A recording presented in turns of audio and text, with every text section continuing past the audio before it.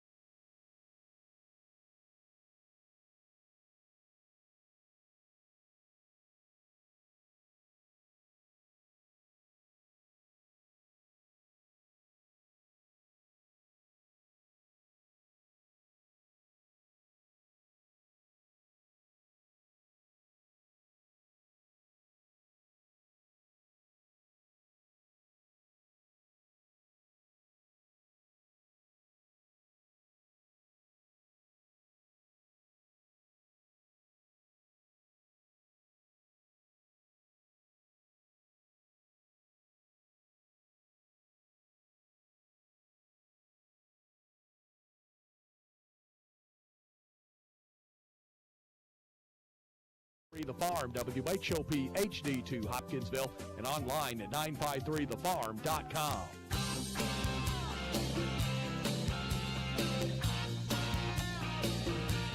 Hoptown Hoppers baseball is on the air. This Hoptown Hoppers broadcast is brought to you by Hopkinsville Milling Company, Southern States Petroleum and Co-op, Hayes Furniture, Pinnaral Electric, Max Arnold & Sons, Raymond Nelson Insurance, Planners Bank, J. Schrecker Jewelry, Toyota of Hopkinsville, the Hoptown Hoppers, and All Clean Services and AKS Flooring and Design Center. Now let's head out to the ballpark for today's game. Good evening and welcome to the Hopkinsville High School's Tiger Field, where tonight the Hoptown Hoppers entertain the Paducah Chiefs. I'm Joe Wilson. With me tonight, Colin Carruthers. Welcome to the pregame show. It's brought to you by Barbecue Shack, offering catering and custom cooking. Visit them Wednesday and Thursday, 10 a.m. to 6 p.m., Saturday, 10 a.m. to 3 p.m. Of course, they're located out at 4687 Pembroke Road in Hopkinsville, and boy, Mindy and them will do you right out there. Lots of food. That's a great bargain. Go see them out there at the Barbecue Shack. Hoptown 9-3. They haven't played since Friday night when it was when they knocked off Full Count down in Hendersonville 8-7. Rain and a regular scheduled night off should have had the Hoppers really well rested and ready to play tonight, and they're looking to remain undefeated at home this season. Colin, this is a team that you called it the other night to watch out in the 4th, 5th, and 6th innings. It seems like that's where they do a lot of their damage. Yeah, absolutely. I mean, they are a comeback warrior type of team. They're at any point in the game, you can never feel safe with a lead. You go back to that game on Friday against Full Count. They were down by 2 runs in the 9th inning, scored 3, took that lead with a Mark Harmon RBI single. When in doubt, you're never out of a win if you're a Hopper fan. I love watching this team. They have the mashers. They have the guys that can run, and they just never, ever give up. Yeah, they've got every little piece you can think of. They're so well-rounded. Each individual is, but as a team entirely, they've got every piece of the puzzle you could hope for. If you're thinking about coming out, you still have some time. This is going to be a good ball game. Hoptown's 9-3, and Paducah's 8-4. Hoptown 1 game ahead of Paducah in the OVL standings. The Chiefs would really like to kind of even things up tonight. Chiefs beat Full Count 10-7 on Saturday night. They've won 6 of their last games, and tonight they're going to be pitching a guy that if you've watched high school baseball in this area, you're going to know this name because he is hurt Christian County and UHA this season. Caden Kern, who's out of McCracken County High School, and I know you don't probably know much about him. He's a lefty. He throws about 86, 87 miles an hour, and he is very effective on the mound tonight. So the Hoppers will have their work cut out for them tonight. Stay tuned. We'll be back with Hoppers coach Chris Benny. You're listening to Hoptown Hoppers Baseball on 95.3 The Farm and 953thefarm.com. Whether you're shopping for an engagement ring or you just need a little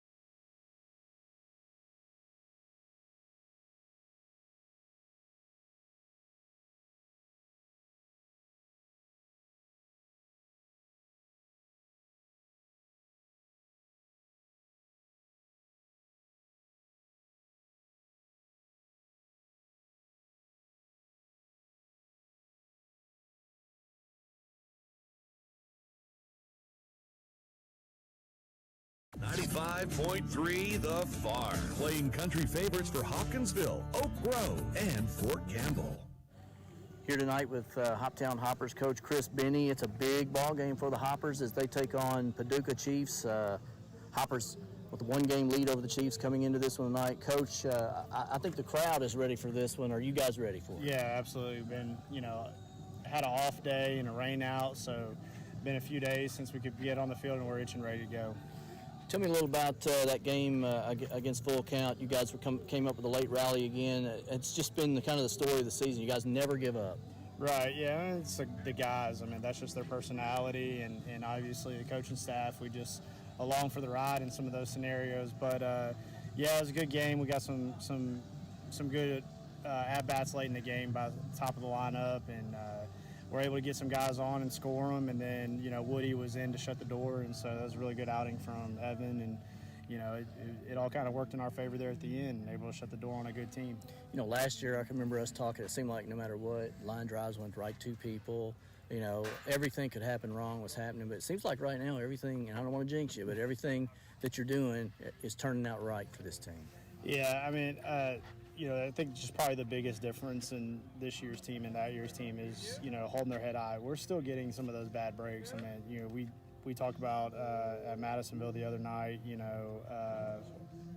trying to get out on the field and then get that kind of rain shower, and they're all amped up, ready to play, and then they don't get to go. And at full count early in the game when we were hitting balls hard, just right at people, they're running them down. And so the big difference right now is that they just keep going, right? They just keep playing their game, and those hits will fall eventually. They don't get into the mindset of we need to do something different or change our approach at all. I just keep pushing, more gasoline in. And so it's been really enjoyable, and it's been, fruitful in us when it comes back to some of these comeback wins. You guys have seen Paducah now twice. This will be the third time, but, everybody's kind of running people in and out. And, of course, they have a pitcher going tonight, the Kern kid out of McCracken. I saw him twice during the high school season.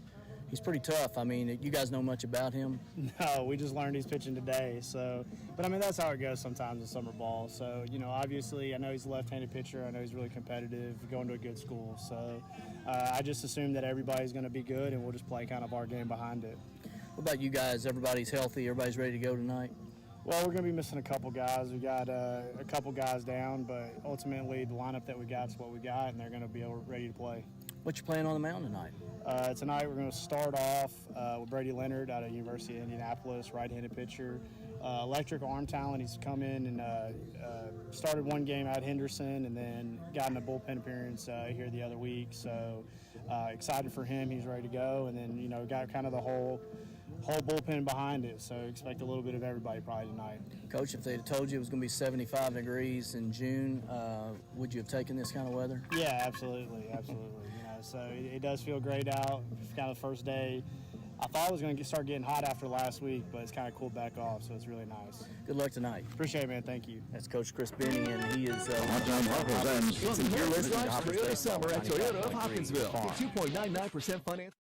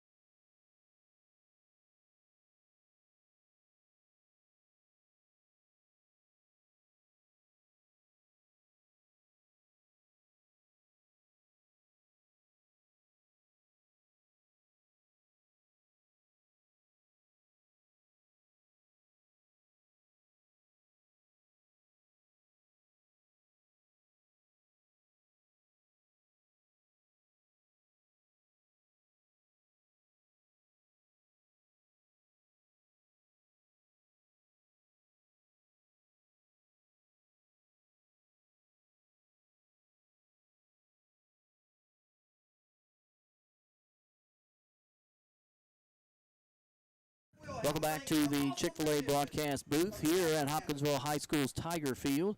Joe Wilson and Colin Carruthers with you here tonight. And Game Time Weather. And boy, is it a beautiful night out here. Game Time Weather sponsored by Charlie Henderson State Farm. Here's your WHOP Weather Center forecast. Mainly clear tonight with lows around 57. Winds out of the north at around 5 miles an hour. Mainly clear tomorrow, 82. Chance of thunderstorms tomorrow night, lows dip down to about 63. Upper 80s Wednesday, mid 80s Thursday with storms likely. That's the forecast from the WHOP Weather Center. I'm meteorologist Megan Mulford. Currently, it's 78 degrees. What a beautiful night for baseball. Joe Wilson and Colin Carruthers. And Colin, I know this is a game we've kind of circled on our schedule. Yeah. They play. It was a really good game down at Paducah, and then you were there for the I guess they call it the sudden death game. So, and you explained that the other day. We'll talk more about that in just a minute. But first, our starting lineups brought to you by Riken Elastomers. Join the Riken Elastomers team with process operator starting pay at $20.50 an hour. Top out at the year at $24.43 an hour, plus shift premiums for second and third shifts. An excellent benefit package that includes employee paid benefits day one of employment. Call them at 270-475-2150, extension 214 to learn more. For Paducah, Jack Robinson leads off and plays right field. Javon Andrews will play center field and play in a bat second. Brett Haas is batting third and playing third base. Andrew Dixon is your DH tonight. He's batting fourth. In the fifth spot will be Trey Pooley. He's batting fifth and playing left field. Batting sixth and playing catcher is Austin Wilson. Matthew Henderson is in the seventh spot. He's playing first base. Landon Gilbert at shortstop tonight, batting eighth, and Maddox Cope is batting ninth and playing second base. They have Caden Kern going on the mound for them tonight. For Hoptown, Chance Sweeney leads off playing center field. Dom Hartman will play third base, and Evan Jacob is your DH. In the fourth spot, it'll be Brennan Mueller playing left field. Connor Scheitz, our first baseman tonight. Zach Hampton batting sixth and playing second base. Ryan McCartan's our catcher. Reed Hayes in right field tonight, and UHA's own Hayden Hunt will be the shortstop tonight for the Hoppers. And Brady Leonard on the mound tonight for the Hoppers. And what do you know about him?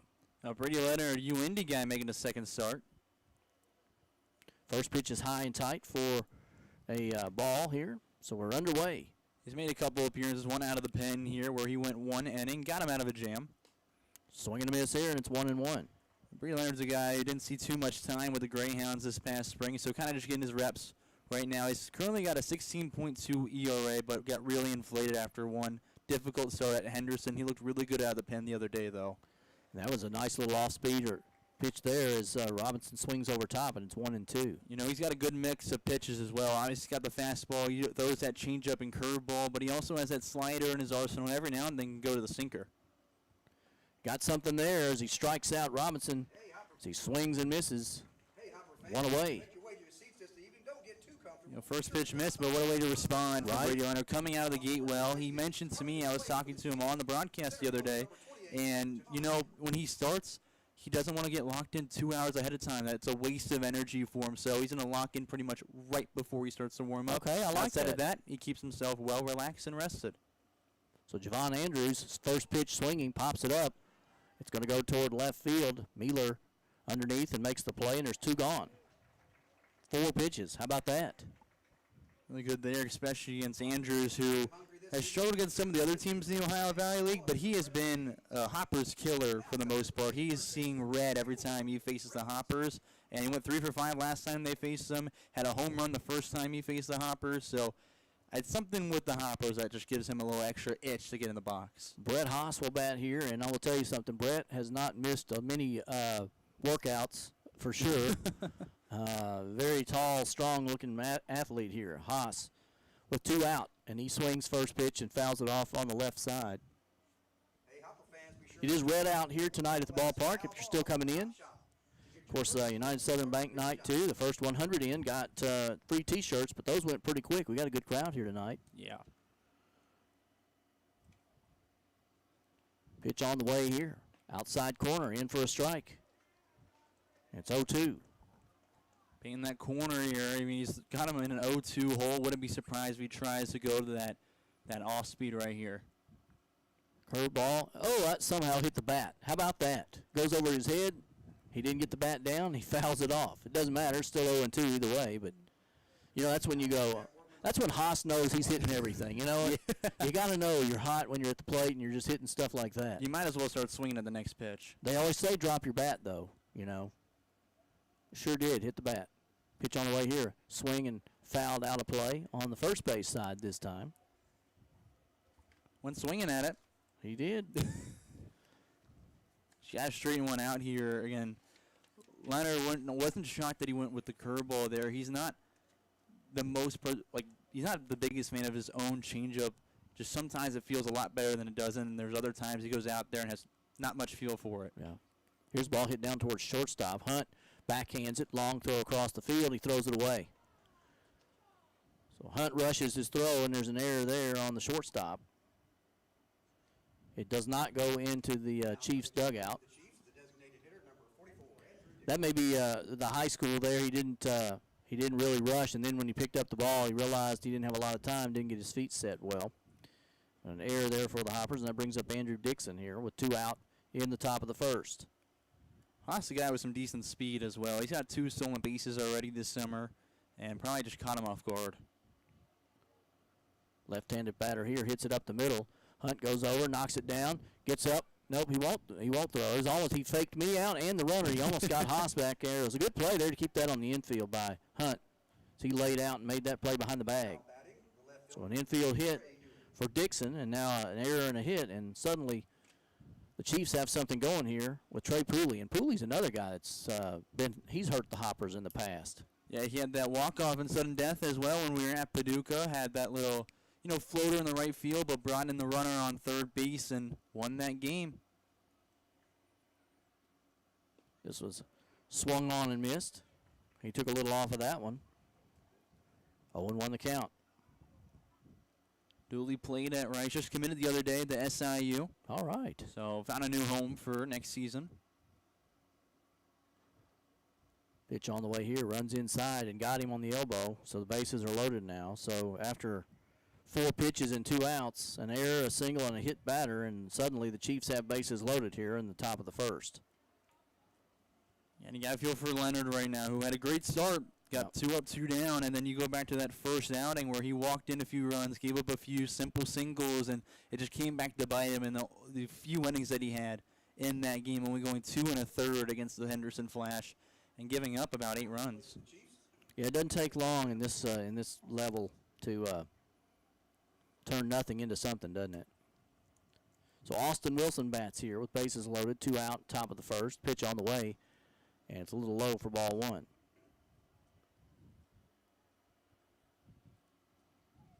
Brady's a tall drink of water out there on the mound, isn't he? Yeah, Brady Leonard standing out there at about, I want to say 6'4". Misses low again. It's 2-0. No place to put him. Wilson's the catcher for this one. He was the catcher in the first game we saw him here, and he was the one that got ran over by Declan that's right. Riggs. Yeah. Sure was, yeah. That was a terrible collision. This one's hit toward third base. They're going to go across the diamond and throws it in the dirt. Nice tag over there by Connor Scheidt. He picked it up and made the tag, and the Hoppers get out of it on a good play both by Dom Hartman and Connor Scheidt. So we go to the bottom of the first. There was 1 hit, an error.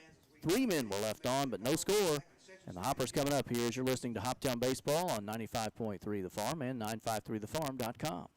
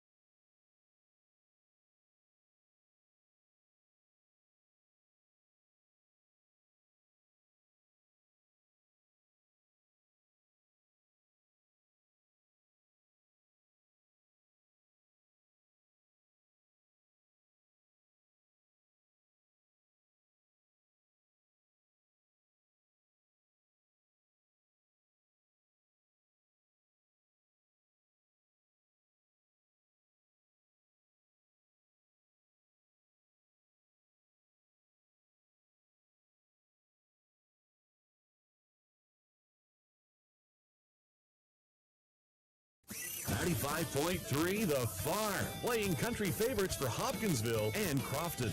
The Farm. Hoptown gets out of a jam there in the top of the first, and now they're going to send up Chance Sweeney, Dom Hartman, and Evan Jacob here to start their half of the first. Joe Wilson and Colin Carruthers here with you. If you don't know, Colin, the intern for the Hoppers this summer out of University of Iowa. He's a Hawkeye. Don't hold that against him. He's really from Cincinnati. Don't hold that against him either. He got the double whammy. The Cardinals are his second favorite team. Oh, yeah.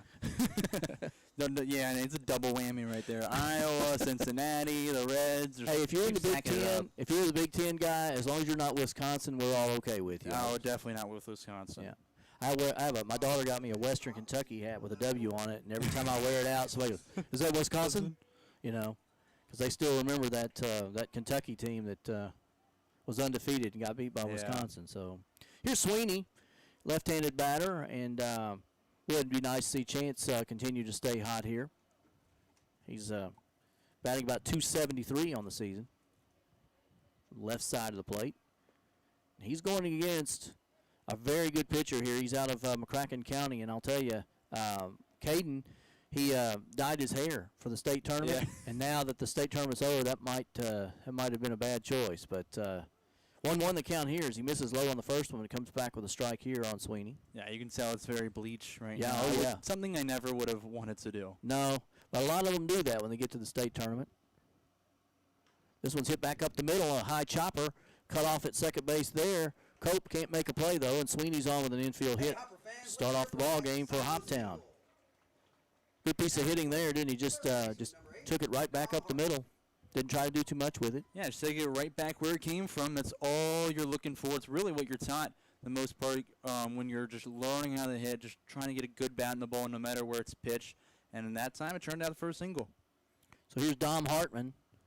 Dom's one of the crowd favorites after his first night here. He hit a home run and just ignited this team. Really, that first night against Madisonville kind of got things going for this team. Swings and misses here. That's 0-1. Dom has made some very good plays at third base this year. Kern throws over to first. Not really much of a move there, just a, hey, I know you're there. And Sweeney back in plenty of time. Just a little reminder that I see you over there. And he'll go over again. Once again, not much of a move here.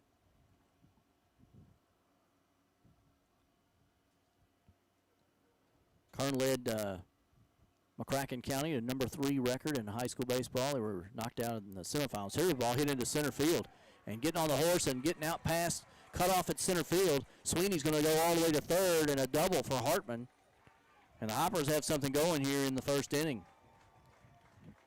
That one almost got past Andrews out there, and if it had, it might have been an inside to Parker.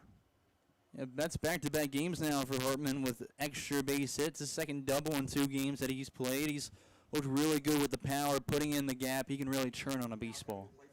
So Evan Jacob bats now, and Evans had a good summer too here at Hoptown. He's coming in at 406. We could sure use another. He's got several home runs as well, so we could use one right now, couldn't we? Absolutely. Get this Hopper crowd going into a frenzy early. Large crowd in red tonight for the red out. Off-speed pitch finds the outside corner for a strike. 0-1 to Jacob. Brennan Mealer waits on deck. Kern comes to stop. Now the delivery. It's fouled off into the backstop, and it's 0-2. Evan Jacob enters this game on a 3-game hit streak as well, which is tied for the best so far this summer for the Hoppers. One thing about this Hoppers team, they do hit the ball really well all the way through the lineup.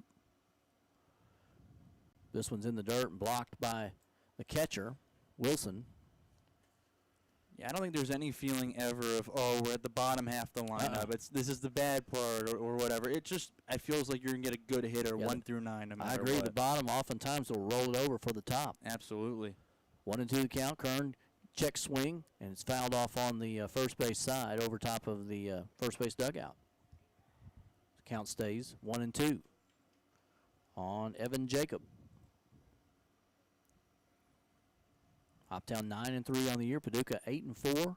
Top two teams in the OVL. This is a pitch that's outside and high. Something we said Friday night, saying it here again. Full count, Paducah, now Hoptown, probably the three that'll be battling it out for first all year. Tell you what, Henderson's on a roll, too. They won 4 in a row. Here's a ball hit toward left. It's not real deep. We'll see what happens. It's caught out there, and there will be no tag, as that one just didn't get enough on it, although the throw was up the line. Might have been able to score on that. Jacob flies out to left. There's one away. Dooley made a nice play and cut that. I guess it's Dooley or Pooley? Dooley. Dooley made the play out there, and it can't read my own handwriting. And it's, but his throw was up the line there.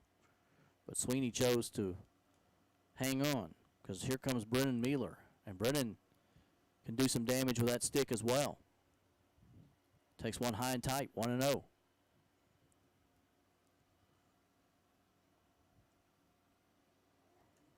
Right now, Sweeney's at third. Hartman is at second. One out here in the bottom of the first. Swung on and fouled back into the backstop by Mealer. Mealer's got the best OPS on the team, just a little above 1,300, but he struggled against the Chiefs so far. Gone 2 for 7 against them so far this summer.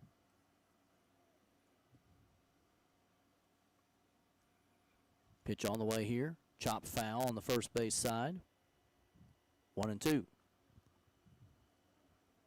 Hate to see the Hoppers not get something here with waste single and a double to start the inning here. Yeah, 2 in scoring position, no outs. You got to bring in at least 1. Mealer trying to do that right here. 1-2. Pitch on the way outside. 2-2.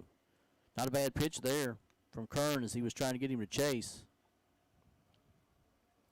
Mealer able to hold off. You can tell from a few of the other pitches, he looks pretty aggressive at the plate right now. This one does swing at the high heat.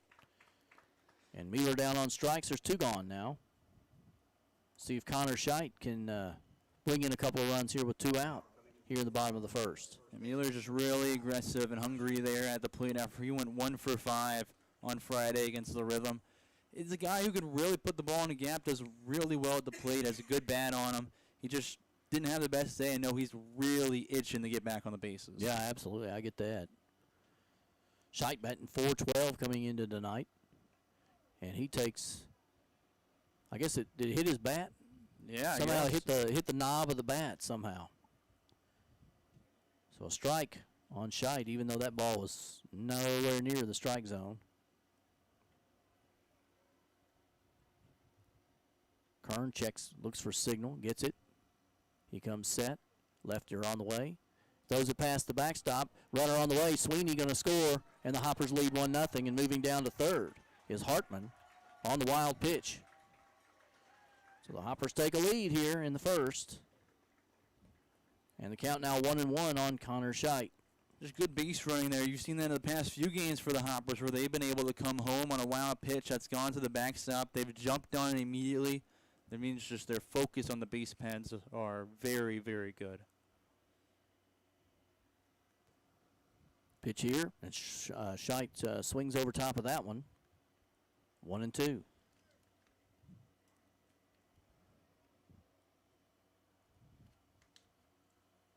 Henderson leads Madisonville 1-0 early in that one.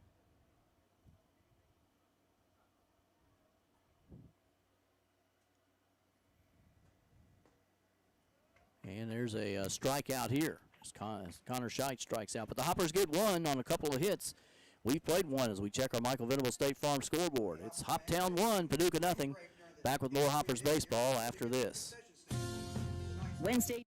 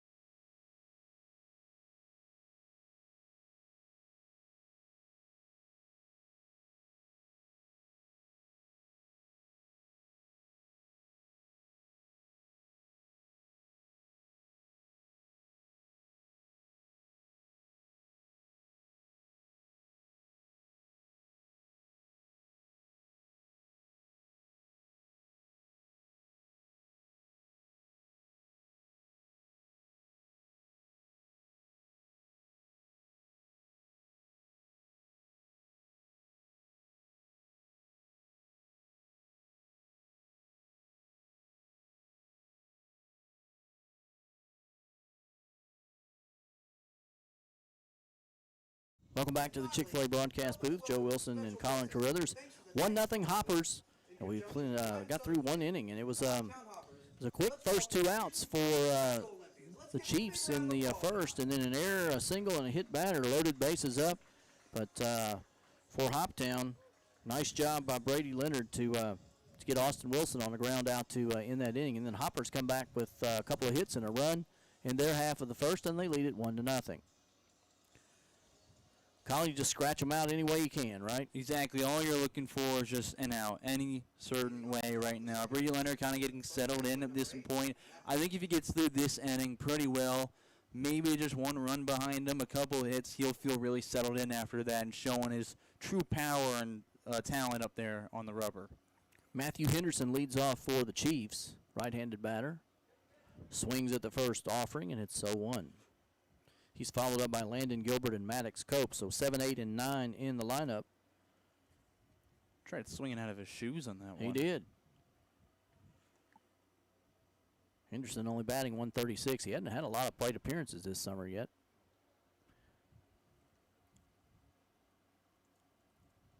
Count now 1-1. Back to Henderson. Leonard in the windup. Inside pitch. Batter said it hit him in the elbow. Umpire didn't really say anything. Now he nods his head. I don't know about that one, Colin. That was inside, but I didn't think it got him. No, if it did, it must have barely skimmed him, but I didn't see that one hit him immediately. So Henderson on with a hit by pitch to lead off the top of the second, and here comes Landon Gilbert. Landon's also struggled at the plate a little bit at 167, left-handed batter.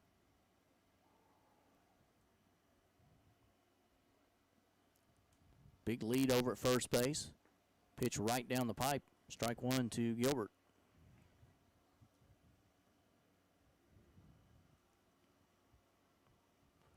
Be a good time for a Hopper double play, wouldn't it? They'll throw over to first, but Henderson's back in plenty of time. I wouldn't be shocked if he goes with that low fastball, maybe trying that curveball again to get a ground ball here. Pitch on the way here on the outside corner, just misses. 1-1. Good pitch, right idea, just barely missed it off the corner. Yep. Right there.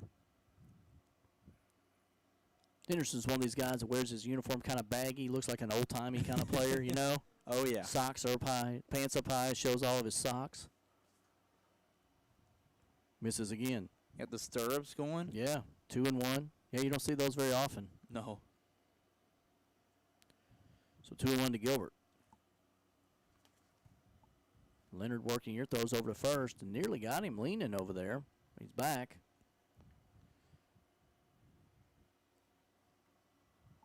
So now we work on Gilbert, 2-1. Leonard comes set, delivers to the plate. Got the pitch on the outside corner there, and it's 2-2. That was a really pretty pitch there. Yeah, I mean, I think that was as close to the corner as you could get for a strike. So 2-2, big lead over at first base for Henderson. Leonard delivers, swung on, and the strikeout. They're going to take second on the steal, though. Well, I tell you what, that was a really smart play there by Hunt. Did you see him? He kept the tag on. Yeah. As Henderson. He almost got him as it came off the bag, but so we got the strikeout of Gilbert for the first out, but Henderson steals second. And you almost got him sliding off the backside of that bag. He sure did. But kept on. So here's Maddox Cope. He's the ninth man in the lineup, man in scoring position. He takes a strike on the outside corner. 0-1 the count.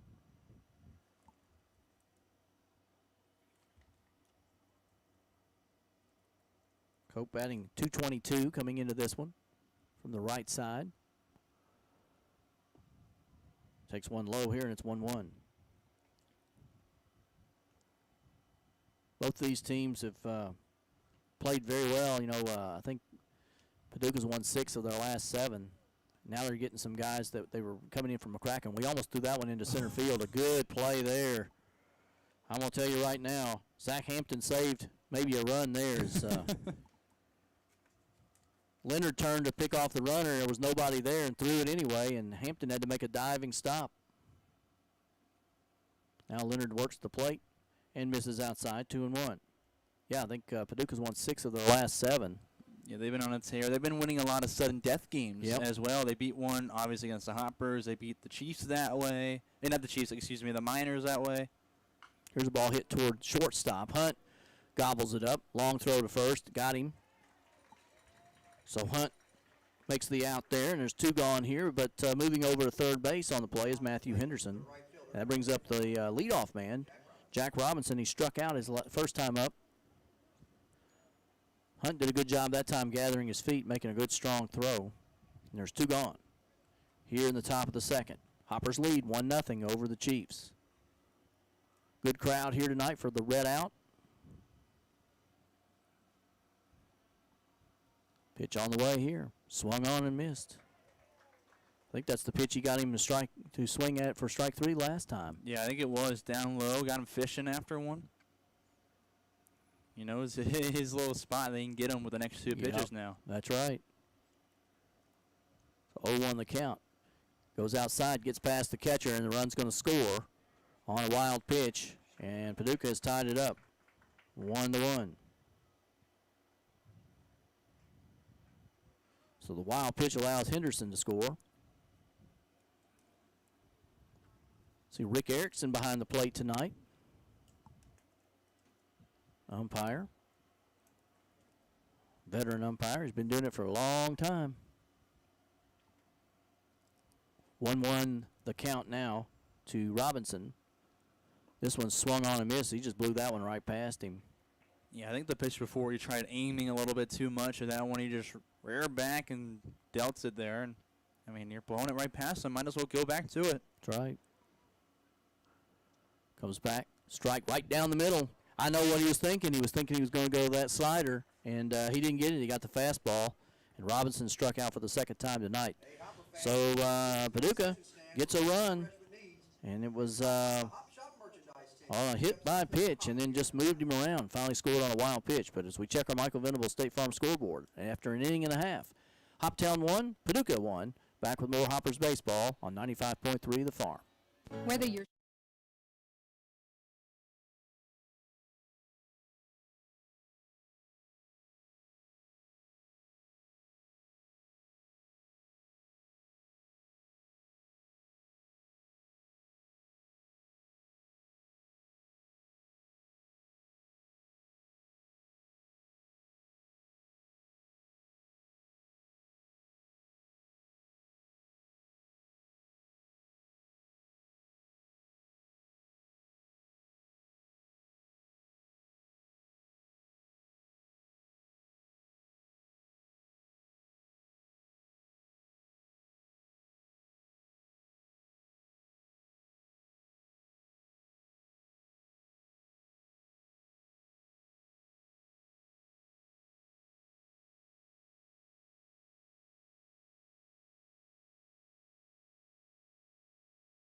.3 The Farm.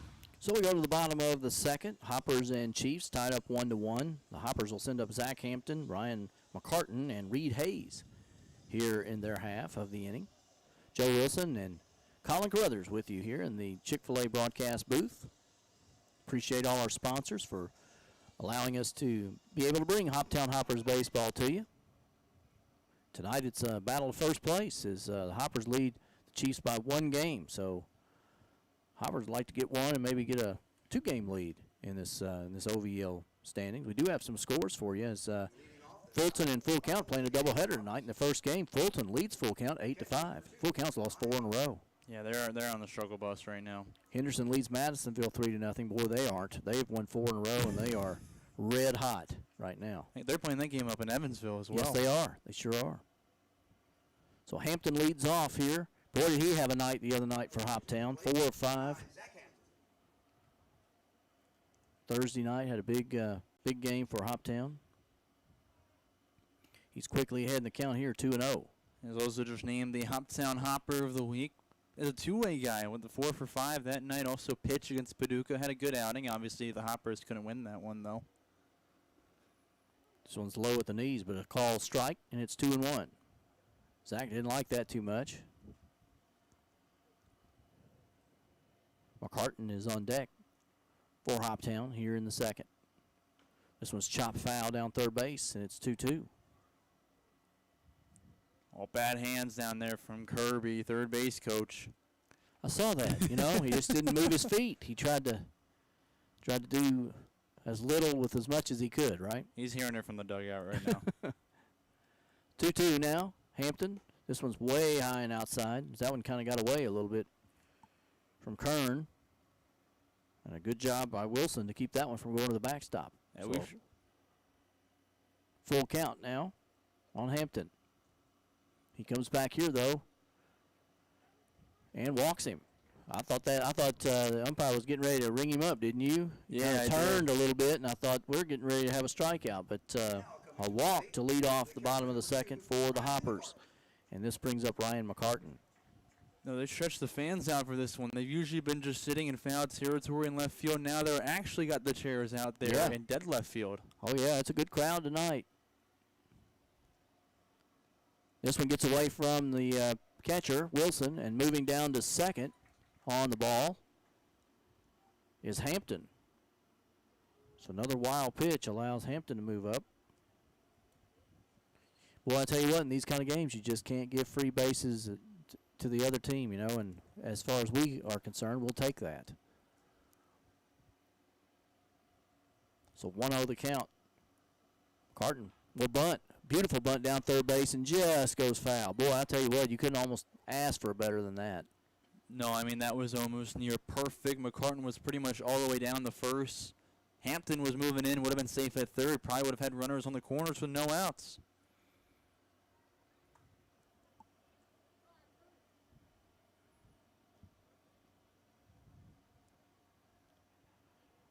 Hoptown has Reed Hayes on deck. McCartan here with the 1-1 count. Kern checks the runner at second, delivers to the plate, high for ball 2.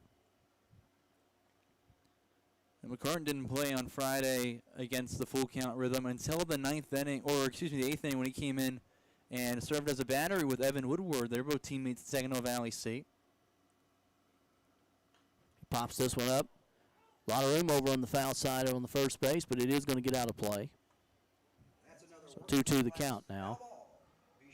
They've been doing that quite a bit. Woodward's kind of served as the closer. Every time he's come in, they bring in Ryan McCartan to keep that familiarity when he's in there. That makes sense, really, to be honest. He feels comfortable with him. 2-2 now. Pitch inside for ball 3. Wilson blocks that one, or another runner might have moved up. So full count now on McCartan.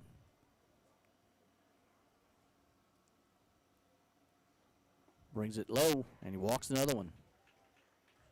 2 straight walks to start the bottom of the second, and the Hoppers have runners on first and second base. And Reed Hayes, the 8th batter in the lineup. What do you think here? I mean, they're both full count walks. I think you still got the green light at this moment. I think you're swinging away if you're Reed Hayes. But right now you're picking out a spot, and you're only swinging if it's right there, almost as if you're ahead in the count already. He's going to fake bunt. They're going to try to go to third, throw over the third baseman's head, and now moving all the way in. There's going to be a play at the plate as they throw home, but sliding in safely is Zach Hampton. So he steals third, and then the error on the catcher on a high throw. How about that stolen base from the Hoppers, courtesy of Stockton? And the Hoppers lead 2-1, and moving down to second is McCartan. And a ball. It was a trifecta of good for the Hoppers there because they also got the ball count. So 1-0 to Hayes. I'm assuming they're going to give you up. They did give that an error on the catcher. Pitch on the outside, 2-0. And I'll tell you, man, if Kern can't get that outside pitch, it's going to be a tough night for him. Oh, yeah. Again, Reed Hayes, the guy hasn't shown it yet, but you see him in BP, he can absolutely rip a baseball. This one comes right inside. Beautiful pitch there.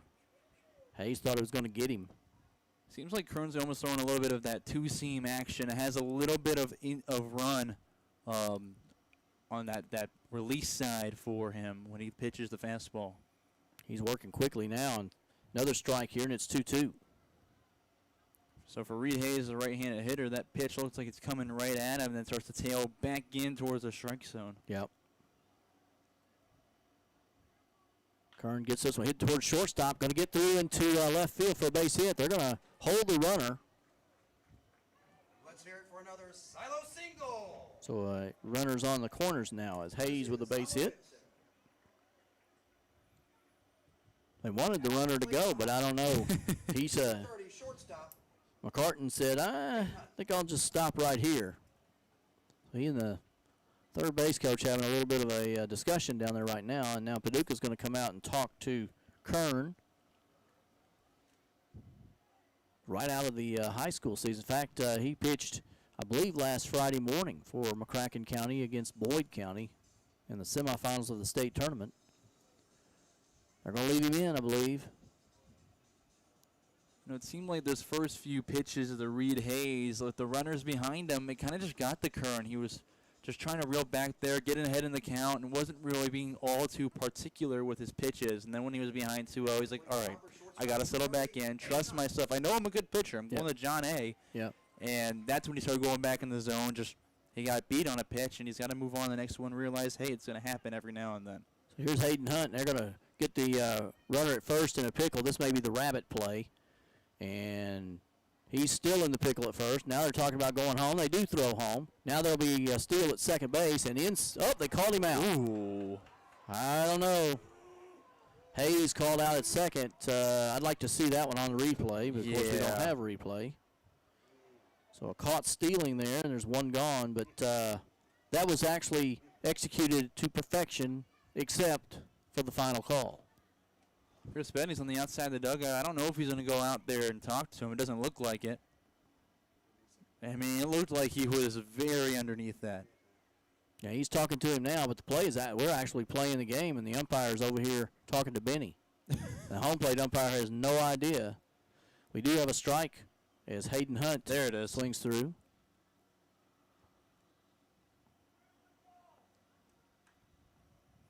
I believe Coach Benny has a good argument with that one because it looked like he got his hand in early.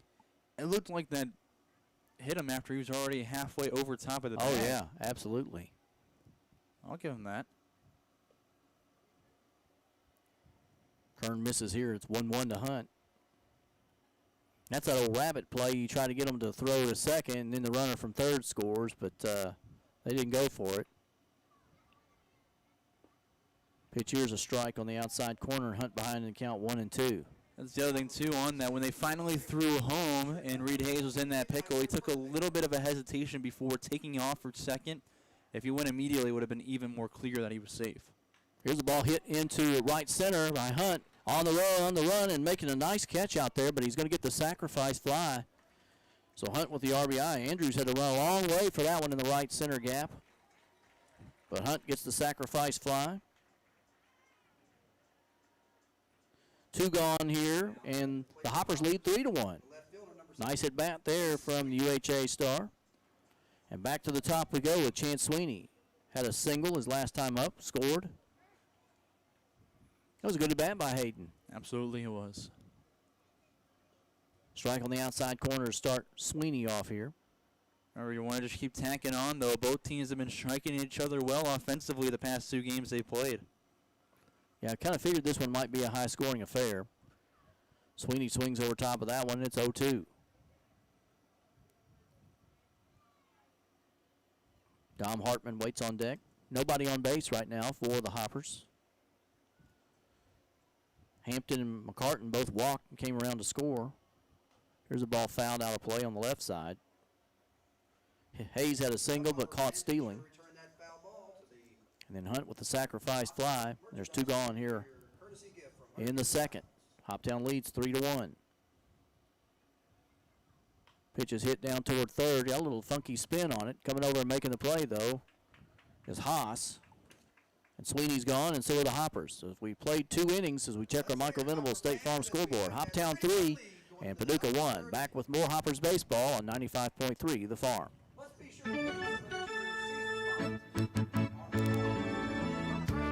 Hi, this is Mark Harmon from Louisville, Kentucky. On behalf of all of the 2026 Hoptown Hoppers, I would like to say thank you to all of our fans, families, supporters, and especially our host families.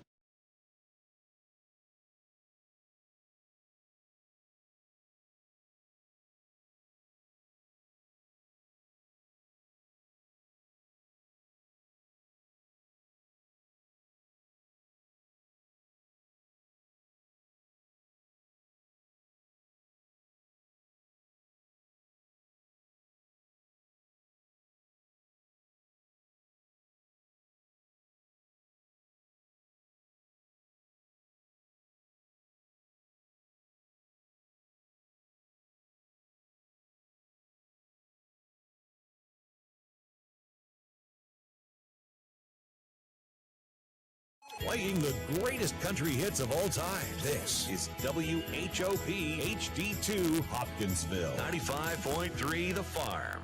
Hoppers lead 3-1 as we go to the top of the third inning here at Chick-fil-A broadcast booth. Joe Wilson, Colin Carruthers. And Colin, the Hoppers are going to have a baseball camp here the next couple of days. You got some information on that? Yeah, absolutely. Kids camp starting tomorrow. It runs through Thursday as well, goes from 9 to noon. So your kids 5 through 12 can sign up. They'll learn everything. They'll be with their favorite Hopper stars, one of the best coaches in the league, Chris Benny, learning everything they can. They'll get a T-shirt, some training, as well as free admission to a game this summer at $75 per player. You can sign up on the HoptownHoppers.org website. Javon Andrews leads off for the Chiefs here in the top of the third. He flew out on his first pitch to left field his last time up, and as you said before, he's kind of a hopper killer this year. And he's quickly ahead in the count here, 2-0. Don't want to get behind him. But here's Leonard. Needs a strike bad right here. Comes back inside, misses, and it's 3-0. He's missed out, he's missed low, and he missed inside. A little bit struggling to find his place here. And misses there. 4-pitch walk to Andrews to start off this inning. So Brett Haas will come up. He reached on an error his last time up.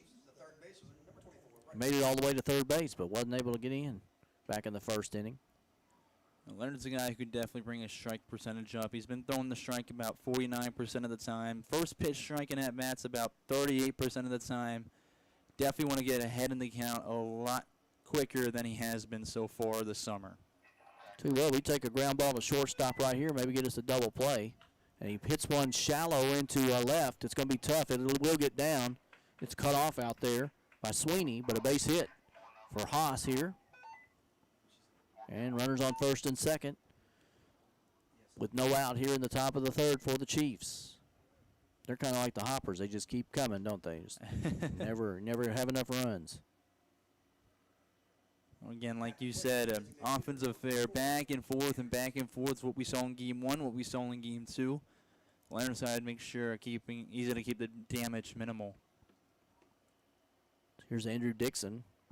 Dixon had a single his last time up. This one gets past the catcher. No, they're going to say it hit him. So the base is now loaded on the hit by pitch. With no out, it's turning into possibly a big inning. And here's Dooley. He was hit by a pitch his last time up. He got a really strong bat. He's finally waking up again after taking a 15th-month hiatus from playing baseball due to injury. Obviously didn't play this past spring with Rice. Transferring, now playing with SIU. Don't you know he just loves being back playing baseball? Oh, yeah, he does. Block here. It was actually almost like halfway an issue at first. He was almost too aggressive at the plate, not letting pitches come to him. He finally had a conversation, and they told him, hey, just remember, the pitch going to come to you. You have a good bat. Trust in yourself. Stay in your back leg, and then explode on it. It's a nubber down the first base side, and it's going to stay foul. So 1-1 the count now to Dooley.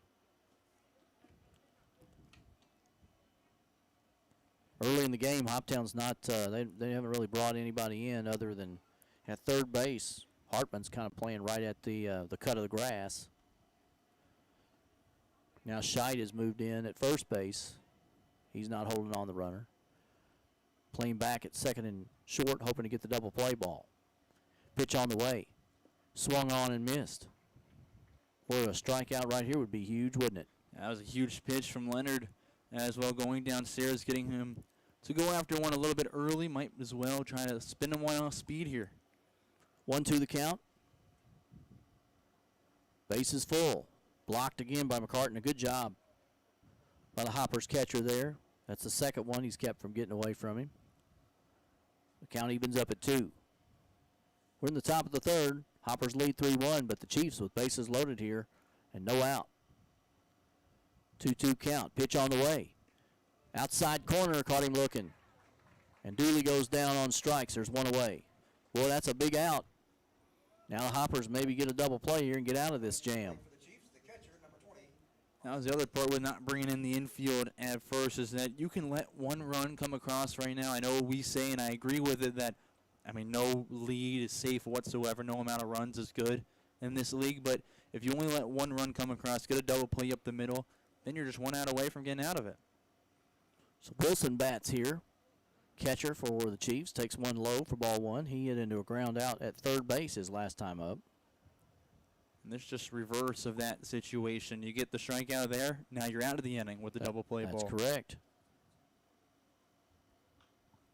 And he hits this one chopped down over on the third base side. 1-1 the count.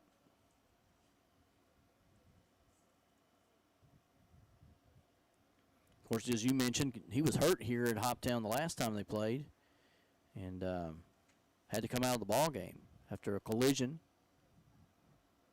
at the plate. Curveball here. This one's nice pitch there that he just barely got a piece of, and it's 1-2.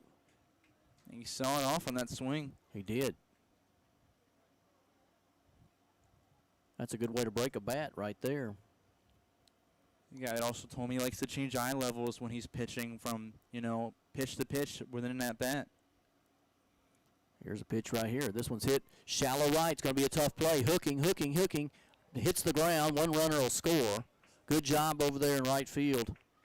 Reed Hayes just about made that play in the air, but it's going to be a base hit for Wilson, and that's going to bring in Andrews.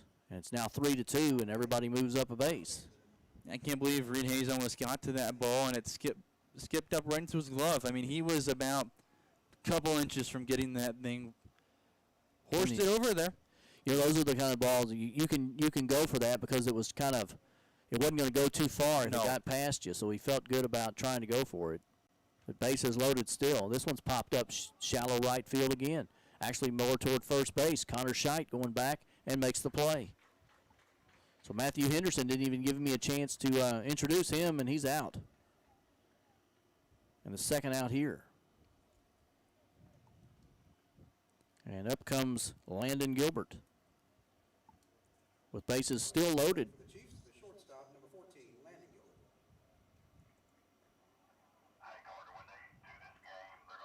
Gilbert. And the Gilbert actually struck out his last time up. We could use one right here. Leonard pitches inside, hits the dirt, and a really good block there by McCartan. He's made a couple of those just this inning, or they might have scored a couple more runs. 1-0. I like the idea there. He's not just trying to smother the ball. He's just really keeping in front of him. Even if it gets a foot or so to his right side like it did there, yep, no one's going to run on you. You don't need to be perfect with it. That's right. Swing and a miss. He took a lot off of that one. 1-1 the count. Put that one in the back of your brain, maybe. Oh, yeah. For later. He was hitting fastball He heavy sure was. there. Yes, sir. He was looking for it. Back with the curveball inside. Misses. 2-1 the count now to Gilbert. He has no place to put him. Going to have to come to him here. Chiefs left bases loaded in the first inning. They've got one run in here with bases loaded. Hopper's trying to get out of the jam. Pitch on the way. Chop foul on the first base side. 2-2.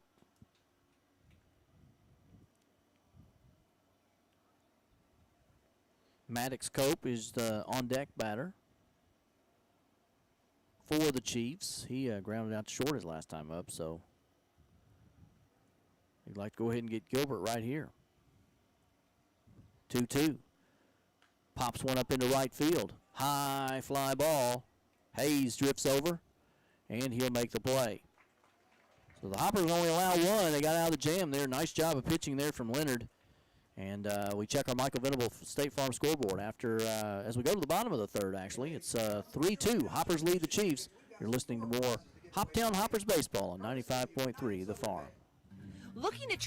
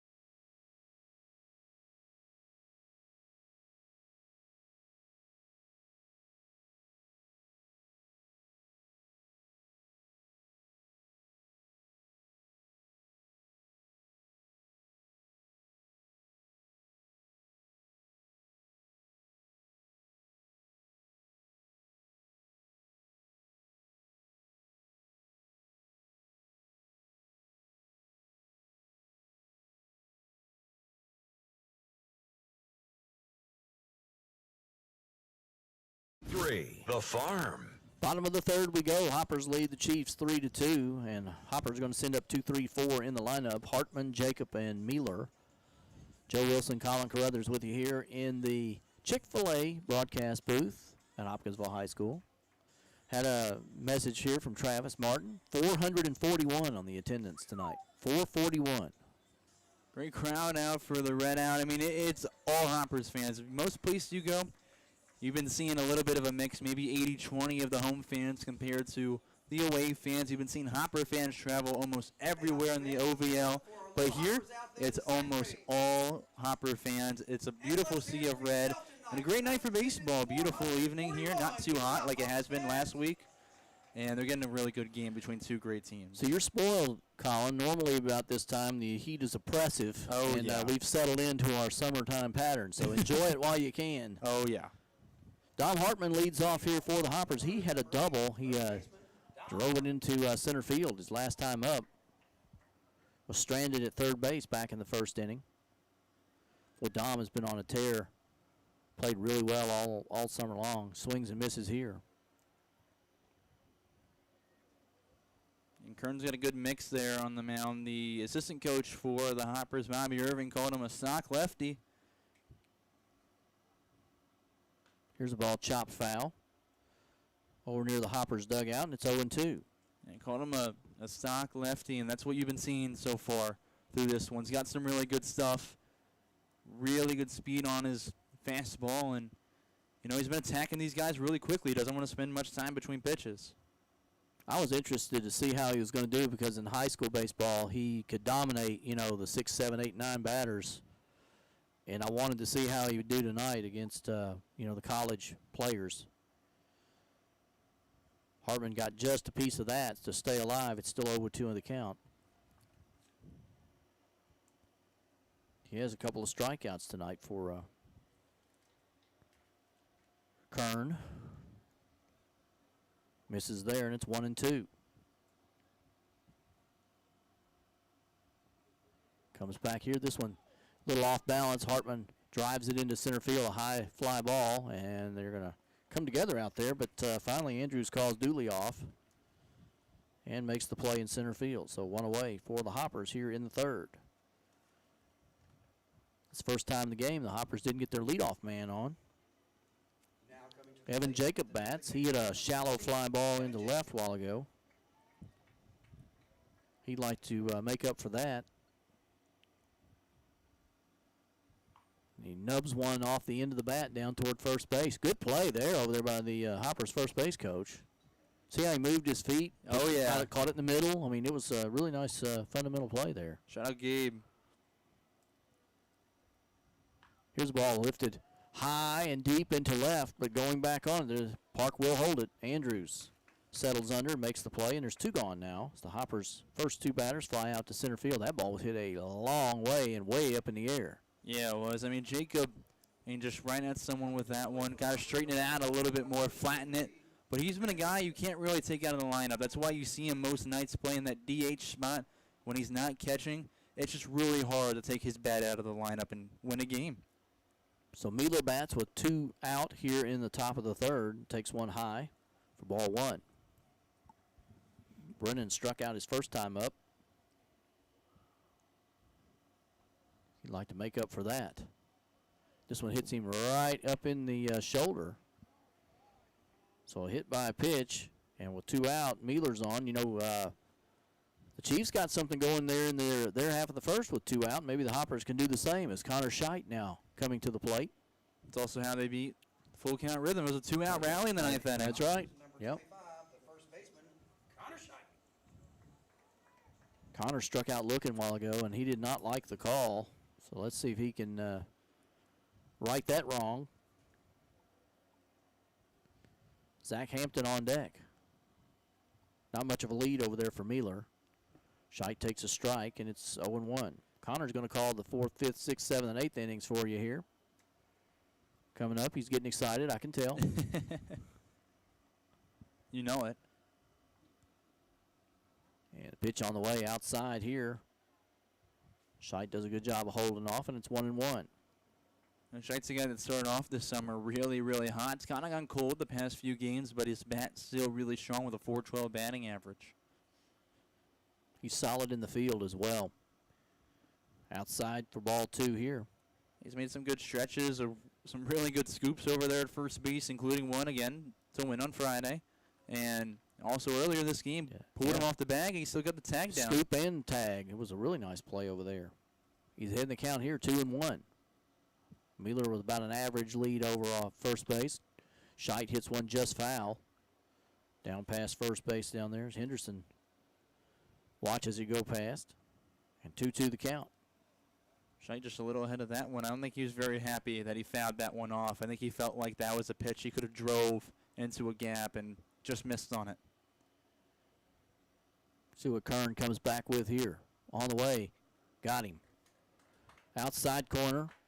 The curveball. And Scheidt is gone again. Looking. And the Hoppers are gone here in the third. We've played 3. So we check our Michael Venable State Farm scoreboard. Hoppers 3. And the Chiefs 2. Back with more after this. With fly and pink eye season upon it.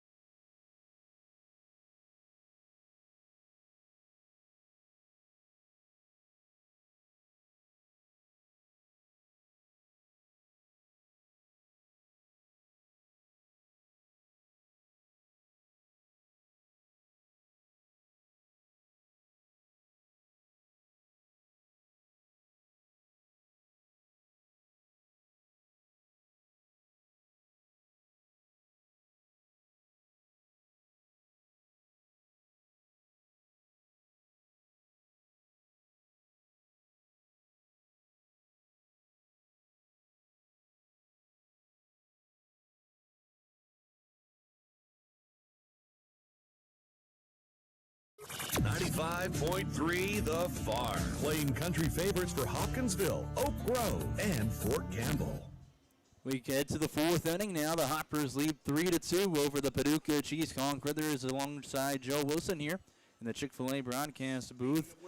Been a solid game for Brady Leonard, still on the mound. He's had a little bit of some dangerous situations behind him, but worked his way out of them. Definitely a better start than we saw against the Flash last time he had the start on the mound. Tell you, I was really impressed that last inning. You know, after getting bases loaded, he came back and got a couple of really nice pitches. Struck out Dooley looking, and then the weak pop out at first base by Henderson, and then the fly out to right. And even the ball that was hit for the RBI, that ball wasn't struck well. Yeah. Nice job. Well, the Bloomington, Indiana native will get ready for the first pitch of the inning. He'll face Max Cope in the 9th spot, and then top of the order due up for the Chiefs. Max Cope on the day 0 for 1 with a ground out to the shortstop, Hayden Hunt. Stands 5'9", 175 in the right-handed boxes. We are now set for the 4th inning of play. Leonard through the windup. First pitch is a ground ball that pops up behind Hayden Hunt with an awkward bounce, goes into left field. And that should probably go down as a single. I would think they would. We're going to wait and see. I believe they did give it a hit, though. Yep, they did. That was a tough handle for Hayden. The ball was hit kind of a line drive, and it was an in-betweener. And it came up on him. So a base hit. A really awkward play there. Nothing you could really do with that one. We head to the top of the order. Jack Robinson, the follow-up, the leadoff single.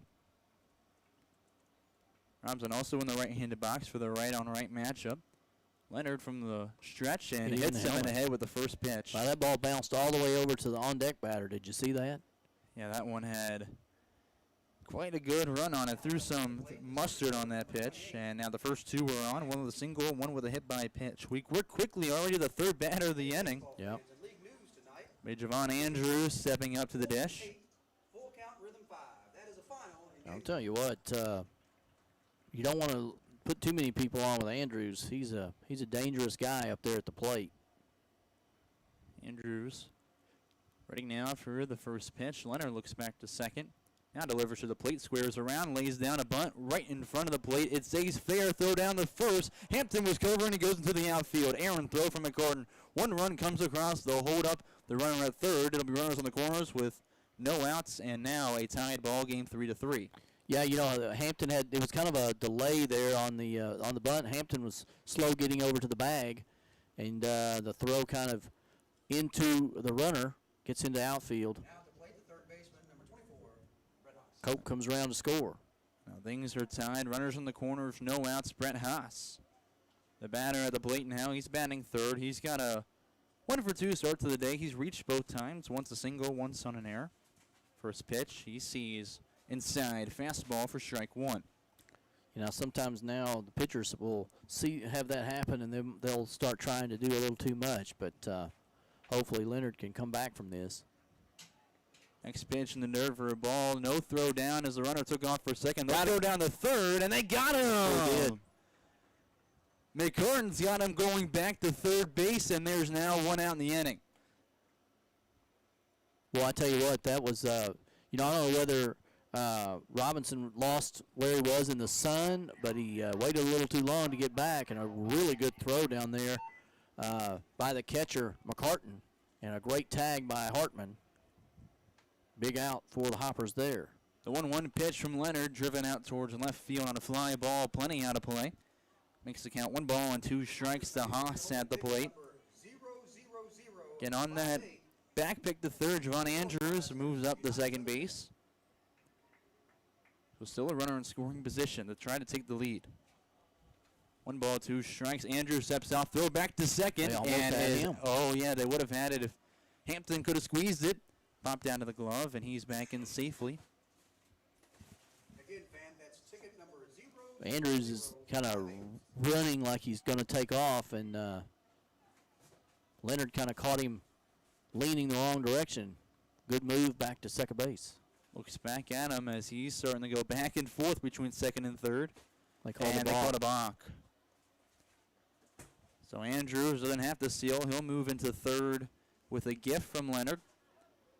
Still 1 out away here with a tied 3-3 game. That's out of the fourth at Tiger Field.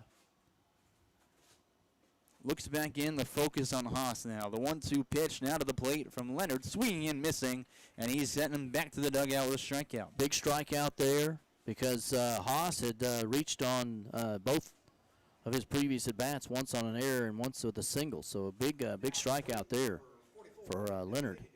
We're now still with a runner on third and 1 out. Andrew Dixon is the batter, the DH tonight for the Chiefs. He's 1 for 1 with a single, also reached on a hit by pitch an inning ago.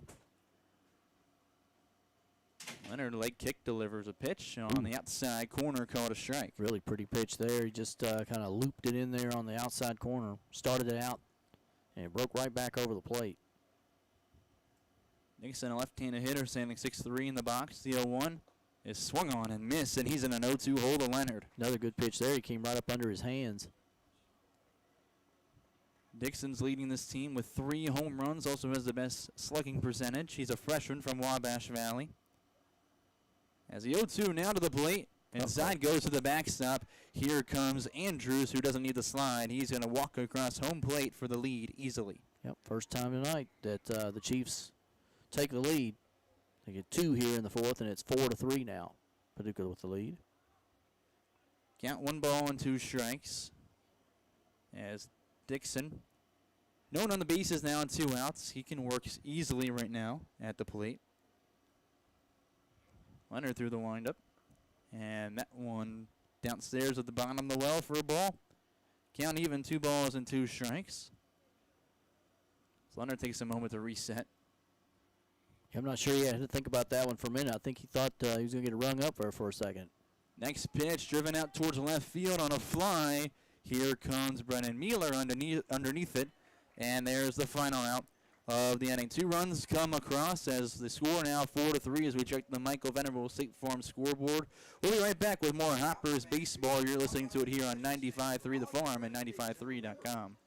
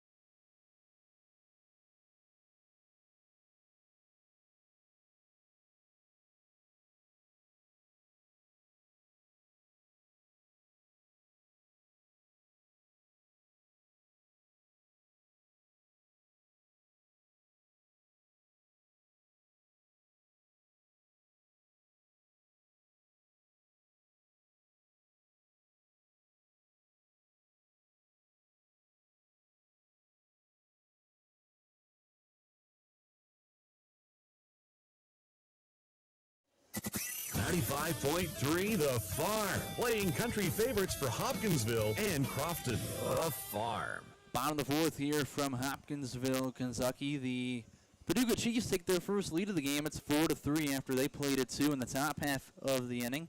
For the Hoppers, we'll see 6, 7, 8 due up, beginning with the Hoptown Hopper Player of the Week, Zach Hampton, still facing the lefty Caden Kern on the mound, graduating from McCracken County. Caden pitched against Christian County earlier this year. A lot of people may have watched him there, and he was pretty dominant against Christian County. And then I want to say I wasn't at Paducah to see it, but I believe he beat UHA the last week of the regular season. He's got some good stuff out there, and he's given his team an opportunity for the lead right now. He's only given up 3 runs on 3 hits, and his team has committed 1 error behind him. I believe he beat Bowling Green, too, in the first round of the state tournament. Saw him pitch there, too. Works through the windup to face Zach Hampton. First pitch outside for a ball. Hampton's gone 2 for 4 against Paducah on the season. An RBI and a run, and he's recorded. The 1-0, right down the middle, hit right back to Kern. He bobbles it, now runs over the first with it, flips it over in time, and there's 1 away. That one kind of got off the end of the bat, too. A little nubber out there that squibbed out toward the mound. Good job by Kern, because a lot of people, when they bobble that first pitch, they'll panic a little bit. But Kern was able to gather himself and make a good play. Now up is the catcher, Ryan McCartan. He's reached on a walk, also came around and scored back in the second inning. First pitch of the at-bat, way outside for ball 1. McCartan still looking for his first hit against the Chiefs this summer. As a 1-0 pitch now delivered to the plate, starts to go around, holds up. And they'll say he missed the, they'll say tipped the bat. I think he just barely got a little bit on the bat. Count even 1 ball and 1 strike to the Lake Orion, Michigan native. Now Kern, the lefty, works through again from the belt. Right there's the pitch, and it misses low for a ball. Kern kind of settling in here. He's retired 6 of the last 7 now. He's looked really good the last few at-bats. There was a few at the beginning. It was kind of shaky around the zone, but outside of that, he's been electric. The 2-1 pitch to the plate. McCartan blasts into left center field. That one's going to get down and start rolling to the wall. McCartan rounds first and is digging for second. And he will hold up there with a 1-out double. Beautiful job of hitting there. He just drove that one right into the gap out in left center. And he was on his horse from the start. Beautiful piece of hitting there for Ryan McCartan. That'll bring up Reed Hayes, the right fielder. And this one, he's gone on with a single so far today. He was out in that little pickle situation back in the second inning. They were trying to do the first and third rapid play. I believe he was in, but I don't make that call. First pitch to the at-bat is down the middle. He swung on and missed it. He was trying to give the folks out in left field a little gift, a little prize. He's a guy who can definitely put it out there. Hasn't done it in a game so far this summer. 0-1 pitch. He puts right back up the middle in towards center. He'll get on with a single. They're going to get. Oh, he misplayed it. Oh, it's off, and now McCartan comes home. He's going to score. Hayes holds up by second, and they're tied again at 4. Tell you what, that was it was a ball that, and I believe, to be honest, I think they were looking to see if McCartan was going to try to score, and Andrews just misplayed the ball out there after it hit the ground. Number 30, Hayden Hunt. They just trade places. Tried looking up too early and didn't bring the ball with them. That brings up Hayden Hunt, standing 6'2" in the right-handed box to face Kern. First pitch starts to square around, pulls back. The one that runs off the corner for ball 1. Hunt again just graduated from UHA, University Heights Academy. Committed to play at Indiana State next year. 1-0 to the plate, squares around, bunts it up the third base line, and foul.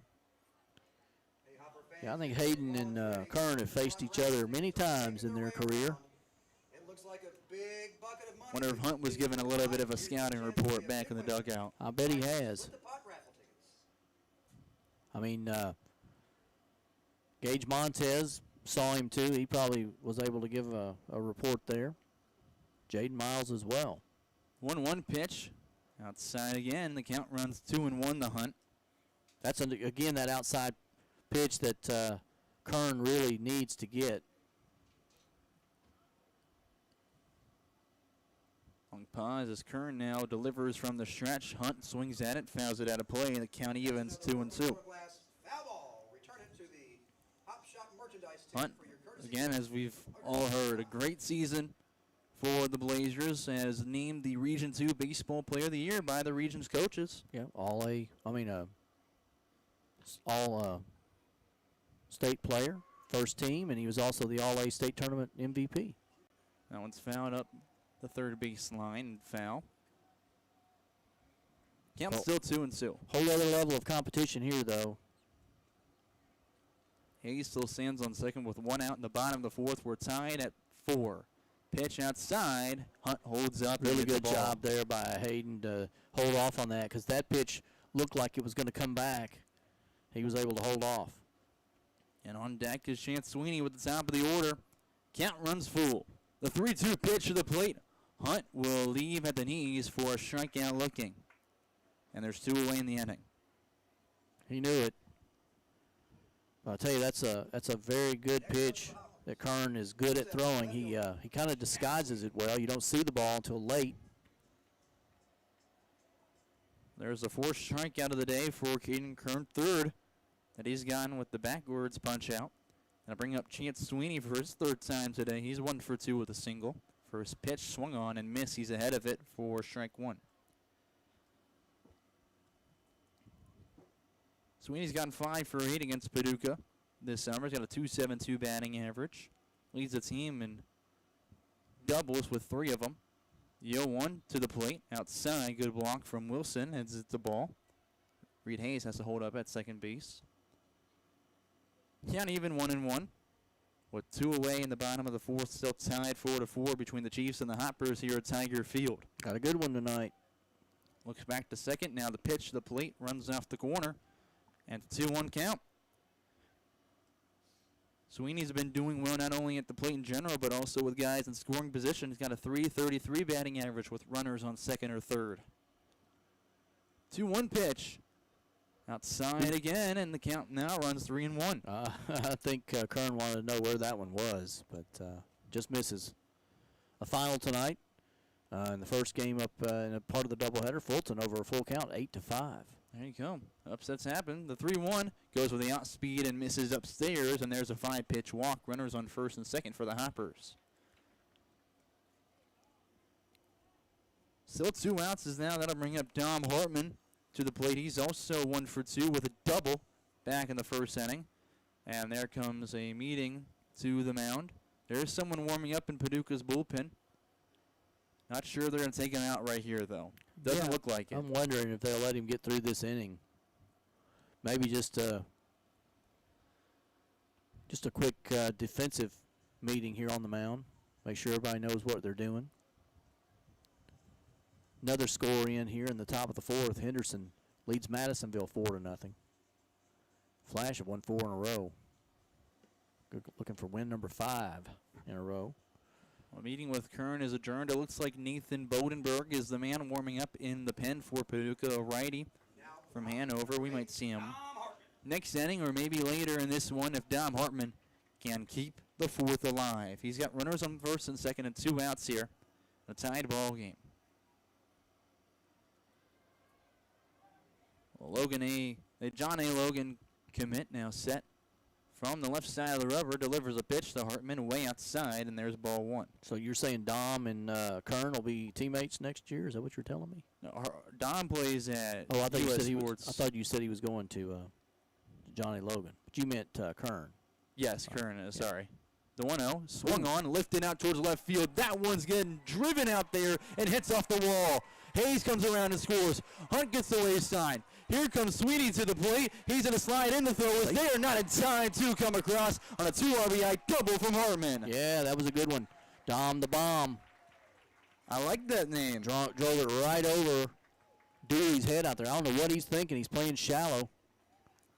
And Dom drove it right over there off the wall back there in left field. Inning stays alive. That'll bring up Evan Jacob, and he will still face Kern, who's out there. Nice piece of running there by Sweeney, too. He was going from the crack of the bat. Scored from first base. Now we're going to have a pitching change. And that will do it. Finally starts to walk out there. We'll see a new pitcher here in a moment as we check the Michael Venable State Farm scoreboard score. So now Hoppers lead 6-4. At Max's, we're supporting our local school.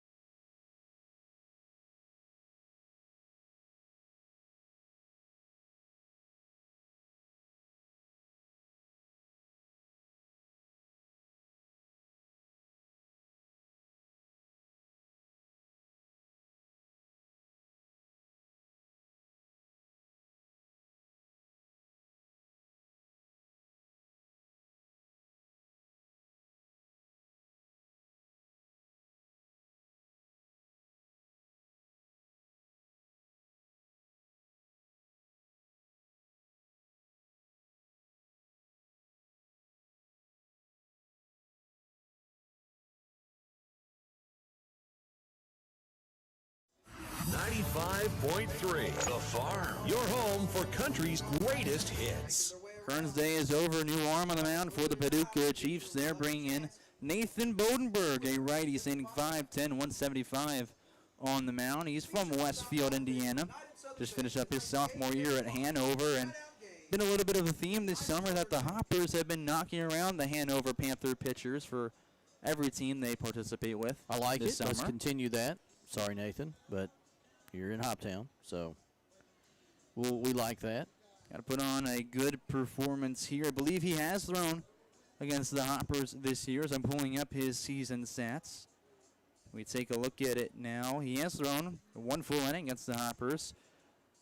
He was the one that was successful, giving up just a walk and also had a strikeout. No runs came across. I think that was just a struggled inning that they had on the road against the Paducah Chiefs, and they were shut out and no hit for 6 innings in that game until they finally exploded in the 7th and scored 5 runs. Well, he's gone 7 1/3 so far this summer, where in total he's given up 3 runs, 2 of them earned on 9 hits, 2 walks, and 5 strikeouts.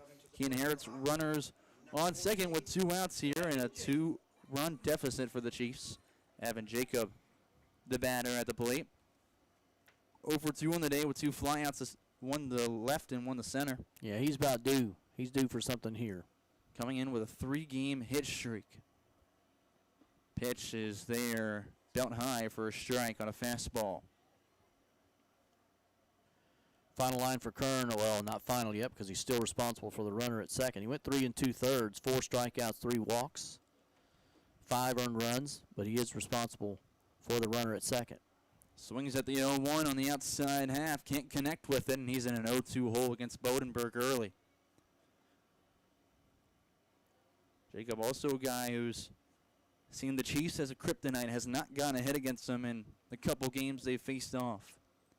Hartman takes off for third before the pitch is even thrown. That one's in the dirt outside, and Hartman's got an easy stolen bag. You know, he never looked his direction or anything, and Dom just did a really nice job there of the read to get the steal. There's the first stolen base of the game for Dom Hartman. That is already his 8th stolen base of the summer. Been running all over the place. 1 ball, 2 strikes is the count to Evan Jacob as Bodenberg, the righty, now set. Delivers the pitch. Jacob, a ground ball on the left side to Landon Gilbert, the shortstop. He'll throw over the first in time. Good stretch from Matthew Henderson for out number 3. Well, they had a guy right there for some more insurance, but 3 runs come across as we check the Michael Venable State Farm scoreboard. Your Hoptown Hoppers lead 6-4. We'll be right back with the 5th inning of action. The Hoptown Hoppers and Sunflower.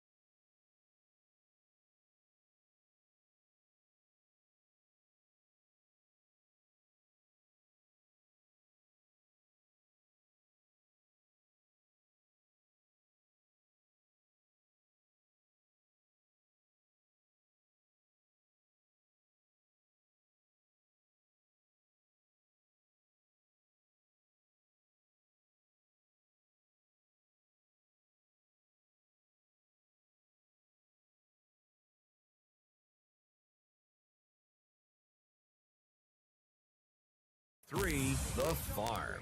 Fifth inning here at Tiger Field at Hopkinsville High School. Your Hoptown Hoppers lead the Paducah Chiefs 6-4 after 3 runs came across the plate. Half inning ago, they're back out there with Brady Leonard, the starting pitcher, to get things rolling. He'll face 5, 6, 7 in the order for the Chiefs, beginning with Trey Dooley.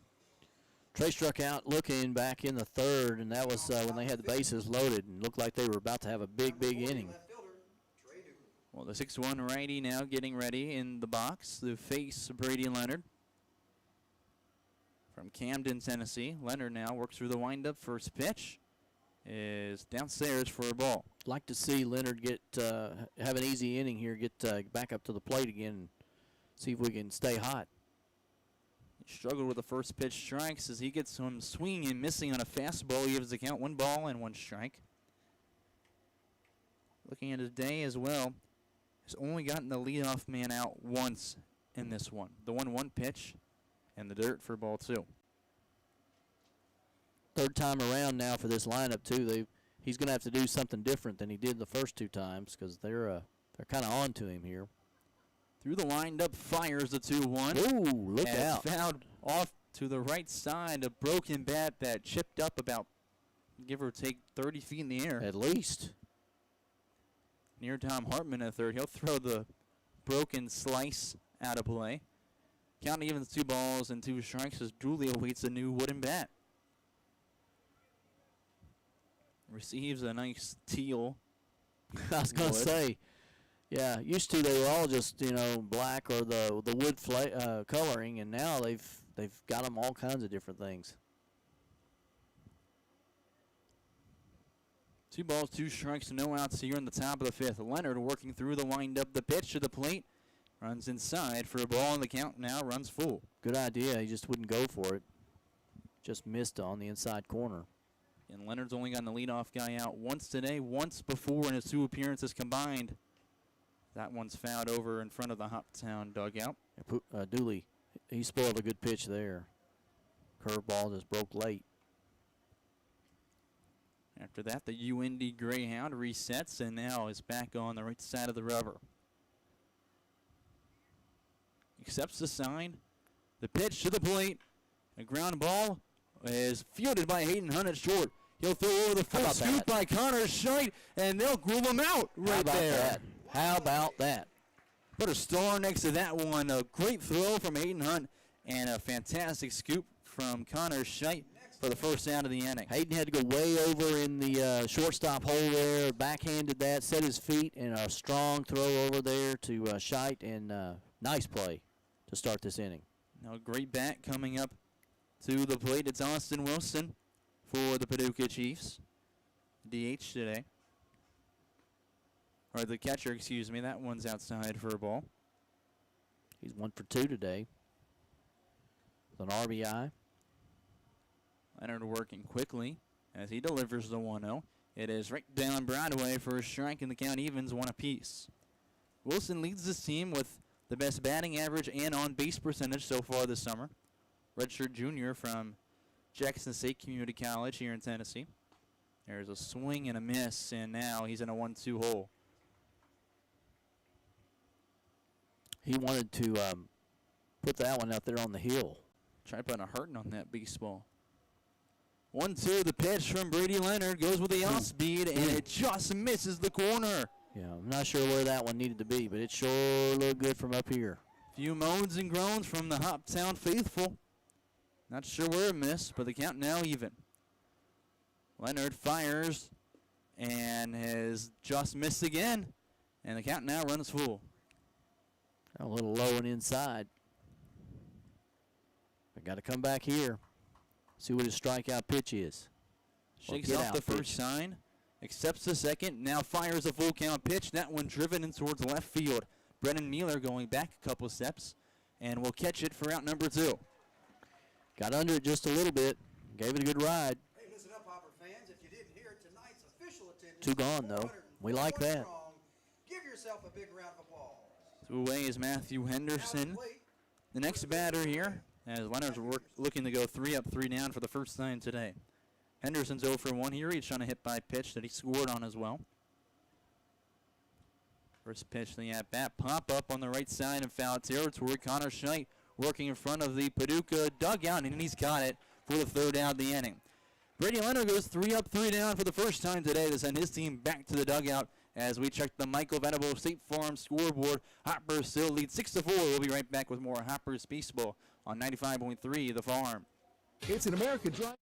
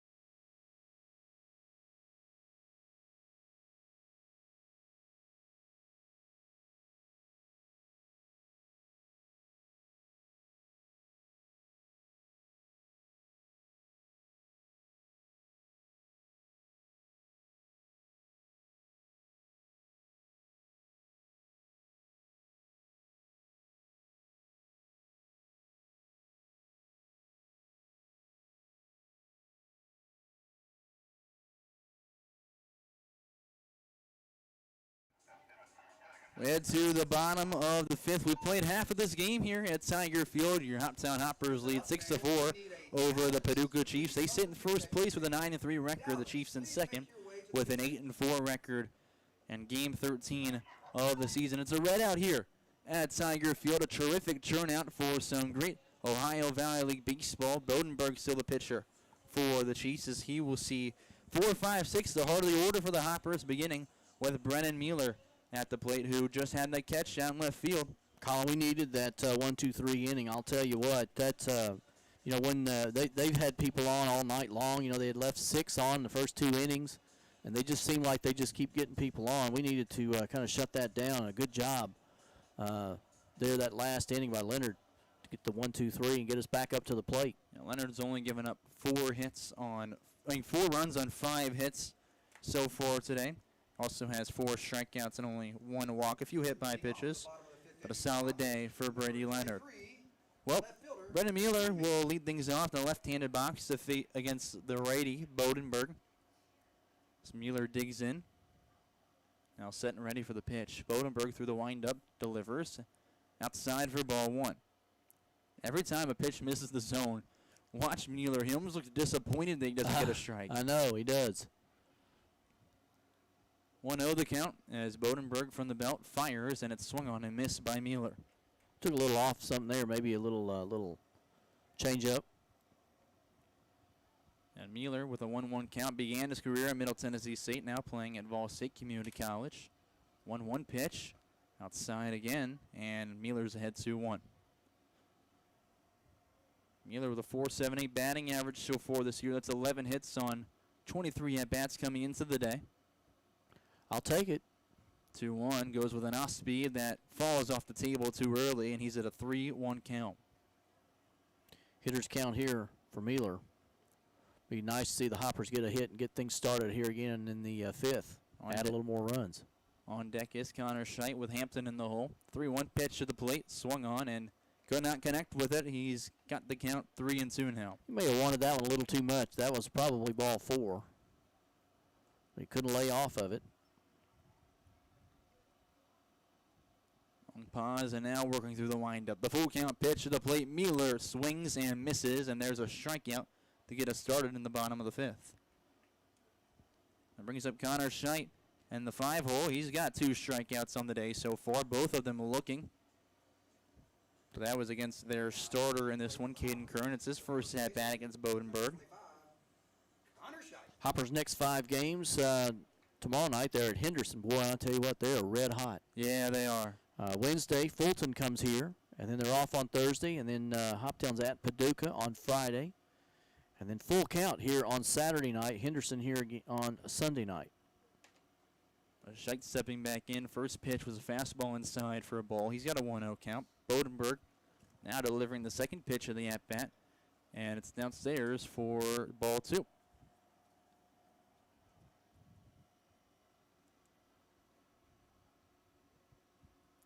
It's back and set again.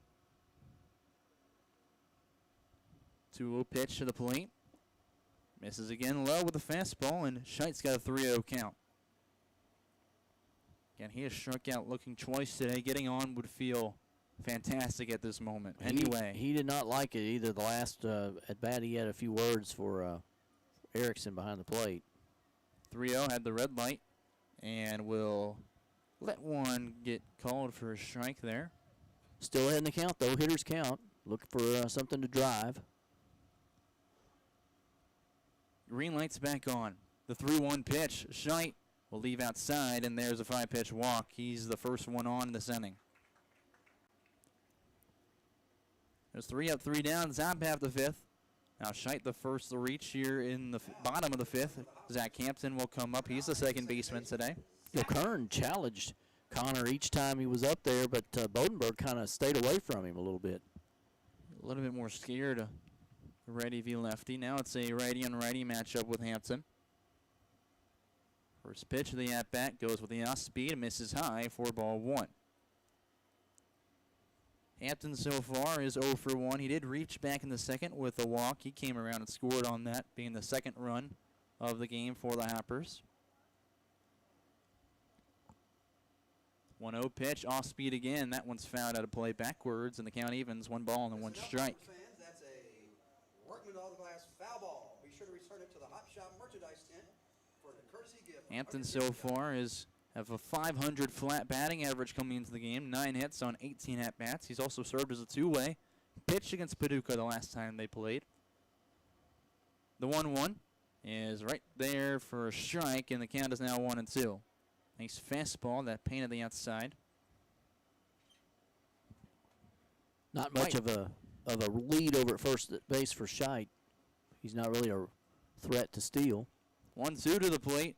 A little chopper on the left side, grounded by the third baseman. Throw the second inside for the out. Over the first will not be a double play. Hampton reaches on a fielder's choice. That one kind of got him on the handle. That's probably good, or that ball might have been a double play, but he just didn't get much on it. 2 away, Hampton just replaces him on first base. That'll bring up Ryan McCartan. He's 1 for 1 today. He's got a double as well as reaching on a walk back in the second inning. He scored both times he's come up to the dish. Steps up in the right-handed box with 2 outs and a runner on first in the bottom of the 5th. His team leads 6-4. Bodenberg pickoff move over the first, and he's back in safely. Yeah, Hampton's much more of a stolen base threat than Scheit was. Oh, yeah. McCartan just blasted one out in the gap his last time up. Another throw-over move, the Hampton. He's back on without sliding in. Hampton's almost acting as a red rag to a bull right now, distracting Bodenberg. He is, isn't he? Pitch now to the plate finally, and he blasts one into left field. That finds some greenery and will be a 2-out single for McCartan. Silo single, courtesy of the Silo Convention Center. So Hampton stands on second with 2 on. That'll bring up Reed Hayes in the 8th spot. Once again, you know, you just can't take a batter off in this lineup because now you're at 8, but Hayes has a couple of hits tonight already. The Hoppers looking to score with 2 out. Bodenberg working from the stretch to face the right-handed Reed Hayes. First pitch goes off speed of the curveball that hits the corner on the outside for a strike. Reed Hayes has gotten on both times with a single. Has 1 run so far. 0-1 pitch. Reed Hayes, a low chopper over to the shortstop. They'll flip it over the second base in time for the 3rd out. Well, they got a few on there after the inning beginning strikeout, but nothing comes across as we check the Michael Venable State Farm scoreboard. 6-4 is still the score in favor of your Hoptown Hoppers. We'll have more of their baseball here in a moment on 95.3 The Farm.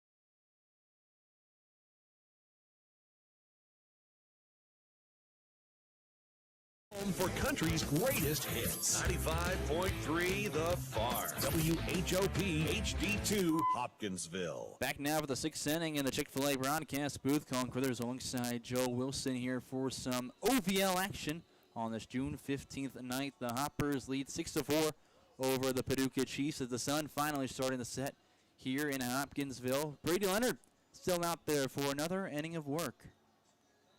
Was a little bit of a question mark if he'd come back after going 3 up, 3 down in the 5th inning. He will see the 6th, and with that, he'll begin with Landon Gilbert in the 8th spot. He's the shortstop today. He was 0 for 2. Be nice if we get through this inning, have another quality start.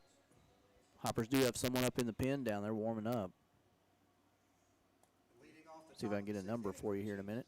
The shortstop, number 14, Landon Gilbert. First, Landon Gilbert, 5'10" lefty in the box now.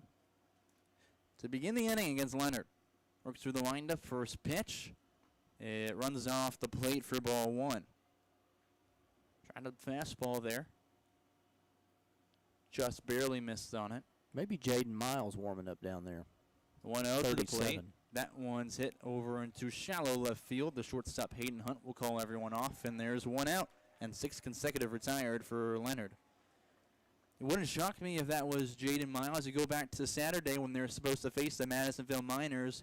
He was going to get the start in that one. Yep. They were planning on keeping his leash pretty short, giving him about 60-70% on the mound and using a bunch of different pitchers. Yep. But coming in relief here. First pitch, the next at bat. Grounder over the Hayden Hunt. Throw over the first, and he's got the first 2 outs of the inning.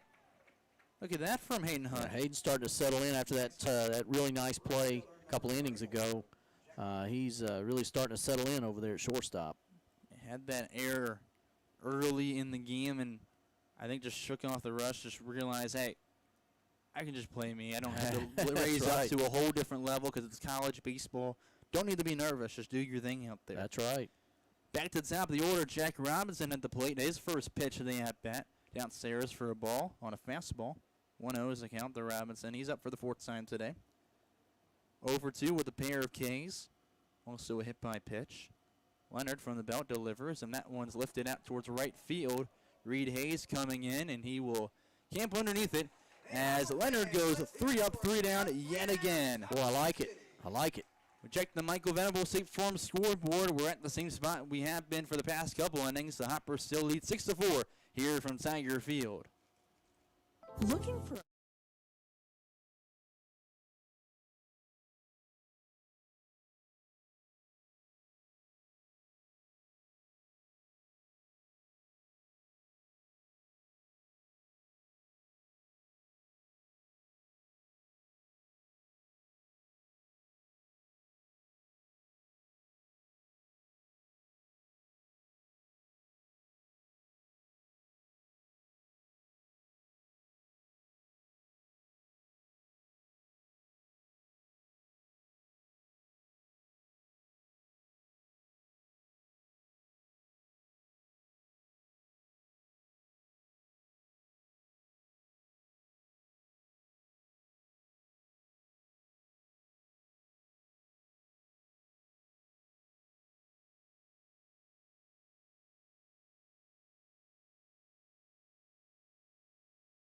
County. 95.3 The Farm. Playing country favorites for Hopkinsville, Oak Grove, and Fort Campbell. Well, Brady Leonard's given his team some good work on the mound. He's given them a 2-run lead, and now they're back at the dish in the bottom of the 6th looking to add some insurance. Hoppers and Chiefs here on 95.3 The Farm. Hoppers lead 6-4. And the rule is you make a good play defensively, you're going to bat the next inning. Look who leads off. Absolutely. It'll be the first team All-State Hayden Hunt coming up in the 9th spot. He will lead things off against the Hanover Panther, Nathan Bodenberg, who's finally throwing his last warm-up pitch. Hunt on the day is 0 for 1 with a strikeout looking. He also had a sac fly, though, back in the 2nd inning that brought in Ryan McCartan in the 3rd run of this game. Right now, he may have the defensive play of the game, too. That's I would a say really so. nice play in the hole a while ago. Really good backhand and fired it over the first. Good scoop from Connor Scheid over there. He's now stepped into the right-handed box to face Bodenberg. As he works through the first pitch, squares around, pulls back as that was near the head for ball one. Hunt's making his first true start for the Hoppers today. He's seen some action. He came in against Full Count and was struck out in that one. He also came in the last home game and was hit by the first pitch he saw. The 1-0 upstairs, and he's at a 2-0 lead.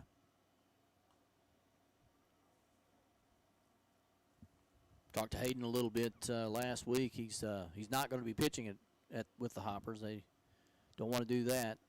Yeah, I guess that's from Indiana State. We almost got hit there. Don't know how he got out of the way of it, to be honest with you. He ducked out of the way, and it's a 3-0. That would have hit him square and one of the shoulder blades probably. Said he's got a 3-0 count and still dancing at the plate.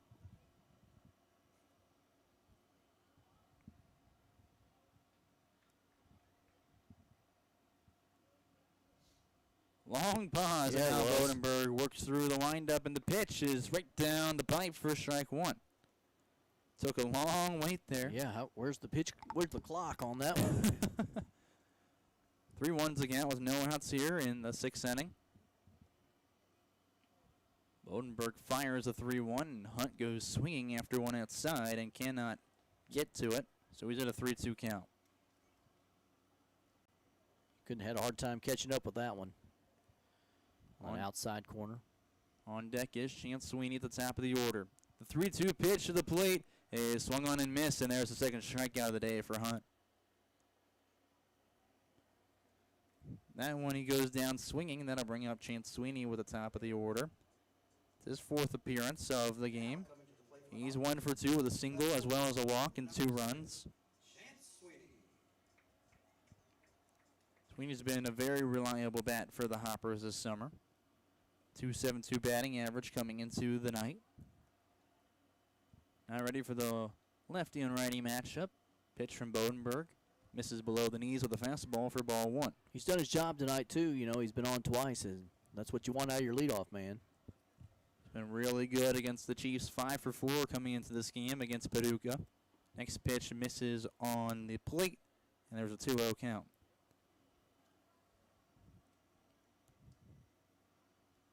Sweeney's also a local guy, played at Logan County High School. Now plays at Auburn Montgomery, home of the Warhawks, a D2 school down in the Gulf South Conference. The 2-0 outside for ball 3. Let's say on these 3 balls that he's missed to Sweeney, he hasn't come that close to the strike zone. No.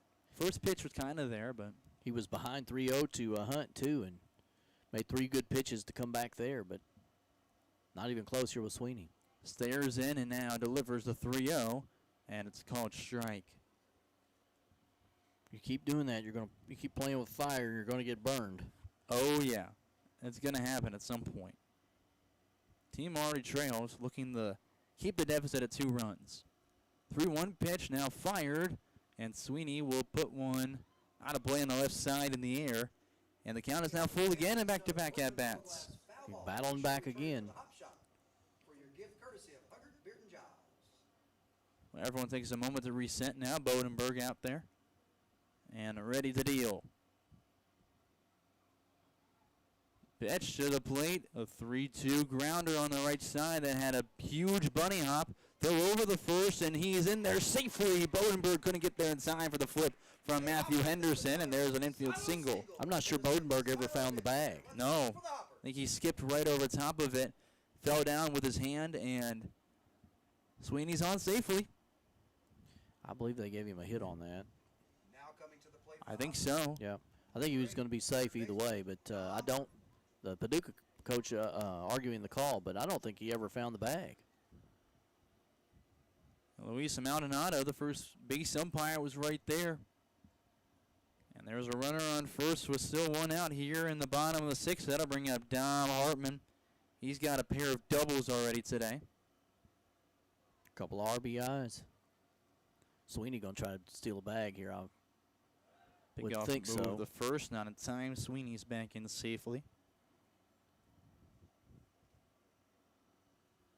It's a good base runner. He would like to get into scoring position here for Dom. You're in scoring position for Dom Hartman. You're a good shot here. He takes off before the pitch is thrown and will slide in with a stolen didn't bag. even have to slide. He read that one. He went on the first move. You might as well have laid the red carpet out for him and said, hey, we want you in scoring position. Yeah. He went on the first move. He saw something there and took advantage of it. There's his first stolen base of the game. As now there's a 1-0 count to Dom Hartman with a runner in scoring position. Bodenberg is set now on the right side of the rubber from the stretch. From the belt, fires, and that one's in towards the left side and caught on the line by the shortstop. Throw over the second, and Sweeney slides in safely in the nick of time. Well, I tell you, that was a really, really nice play by the shortstop, Landon Gilbert there. That looked like it was going to get into the outfield. He was able to snag it, and a quick throw almost caught Sweeney getting back to second. Well, that'll bring up Evan Jacob, who's 0 for 3 on the day. Couple of flyouts and a ground out to that same shortstop over there, Landon Gilbert. That to the right-handed box, looking to continue his 3-game hit streak here. Looks back to second, now delivers, and that one's a ground ball foul on the left side. 0-1 is the count to Evan Jacob. Still got Chance Sweeney in scoring position with plenty of speed. He's got 2 stolen bases on the year. No, now third. After that one has not been caught stealing.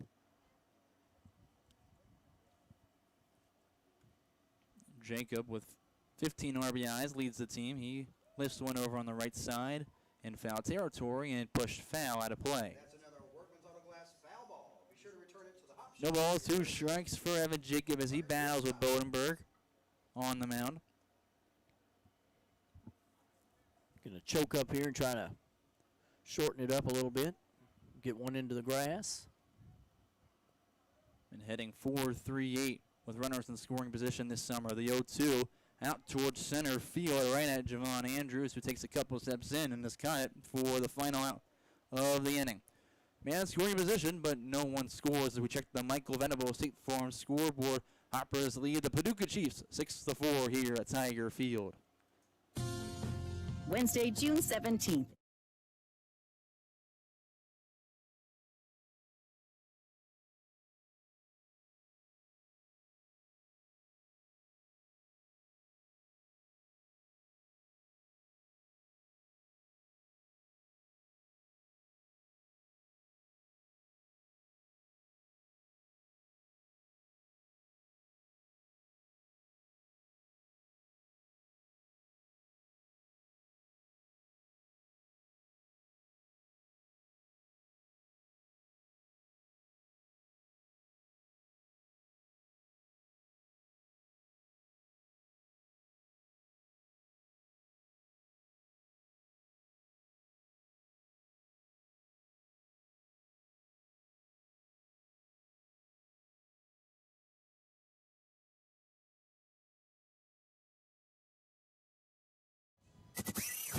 .3 The Farm, playing country favorites for Hopkinsville and Crofton. The Farm. Here in the 7th inning now, Brady Leonard went 6 innings of work as a starter for the Hoppers. His day is done. They'll bring in the second UHA Blazer on this Hoptown roster in form of Jaden Miles, the new pitcher for the Hoppers. He is a commit at Tennessee Westland, the NAIA National Champions from right around the area. Can play second, he can catch, but he can also pitch a good bit as well. He's out there for his first bit of work in a Hoppers uniform. He was supposed to have the start on Saturday against the Madisonville Miners. Obviously, that game got rained out, so finally gets a show out here in front of the home crowd. I'm glad these Hopper fans are going to get a chance to see Jaden. He pitched very well for UHA this summer, or this spring, I mean, and he actually pitched UHA to a win in over Wolfe County in their first round of the state baseball tournament. Strong right-hander. Quiet guy, doesn't say a whole lot, but he lets his arm do the talking. He was really locked in and ready to go against the Miners up in Madisonville, and unfortunately he's not very happy when that one got canceled last minute. Now ready to go today. Stands 6'1", 165 as a righty on the mound. He'll face Javon Andrews in the 2 spot. He has battled some hip injuries and some other minor things most of the spring, but finally got healthy toward the end of the year.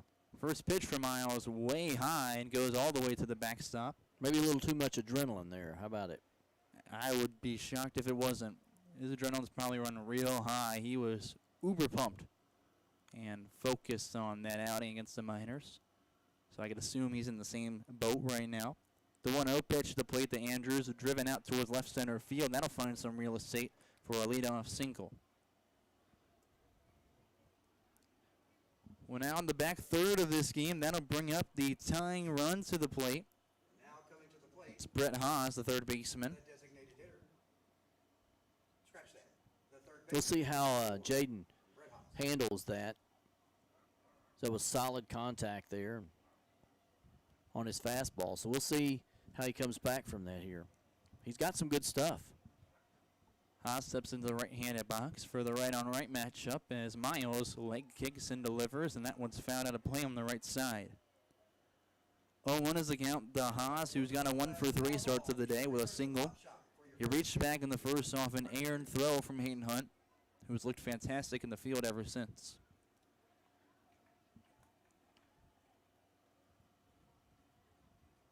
Pitch now, runner takes off for second. That one through the 5-6 gap on the line into left field. Throw comes back in, and runners on first and second with still no outs. Back-to-back singles getting started here in the 7th inning. That'll bring up Andrew Dixon, the DH, and cleanup batter in the order. The designated hitter, number 44, Andrew Dixon. Dixon, 1-for-2 with a single and a hit by pitch. He's another dangerous bat who could definitely deal some damage. He leads the team with 3 home runs, has 8 RBIs, and now a runner in the scoring position here. Dangerous batter here in a bad situation. See, Scheitz quite creeped in at the grass at first base. Fastball upstairs for ball 1. I wouldn't think he would bunt. Scheidt not holding the runner on. Looks back to second a couple times. Now the pitch in the dirt. 2-0 count, and Jane Miles seems red-blooded after missing that one.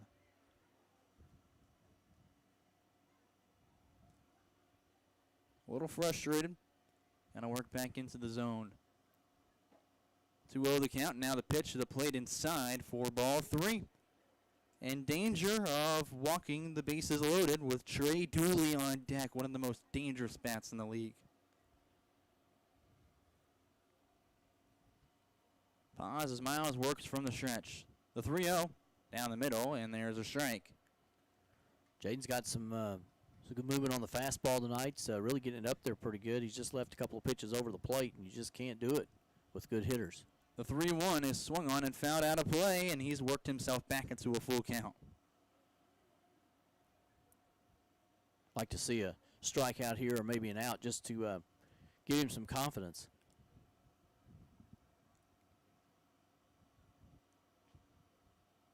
Looks back to second. 3 times. Now the pitch of the plate to 3-2 is a ground ball on the right side, just fouled before getting the first.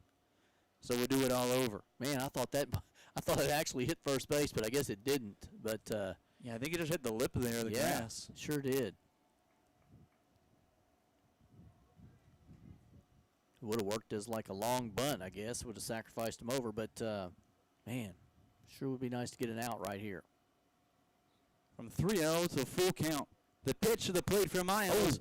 Swinging and missing into the glove. Beautiful pitch. He came right back underneath the hands, and Dixon could not catch up. That's the Jaden Miles that we're used to seeing. Well, there's a strikeout. That 3-0 start was only a red herring as he gets the strikeout. And now that brings up Trey Dooley. Still runners on first and second and 1 out.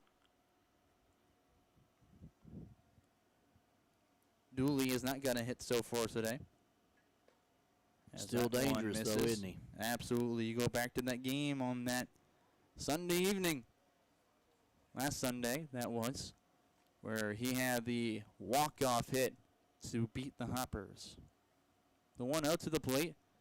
Dribbler on the left side lands foul behind third base, and the count evens 1 ball and 1 strike to Dooley.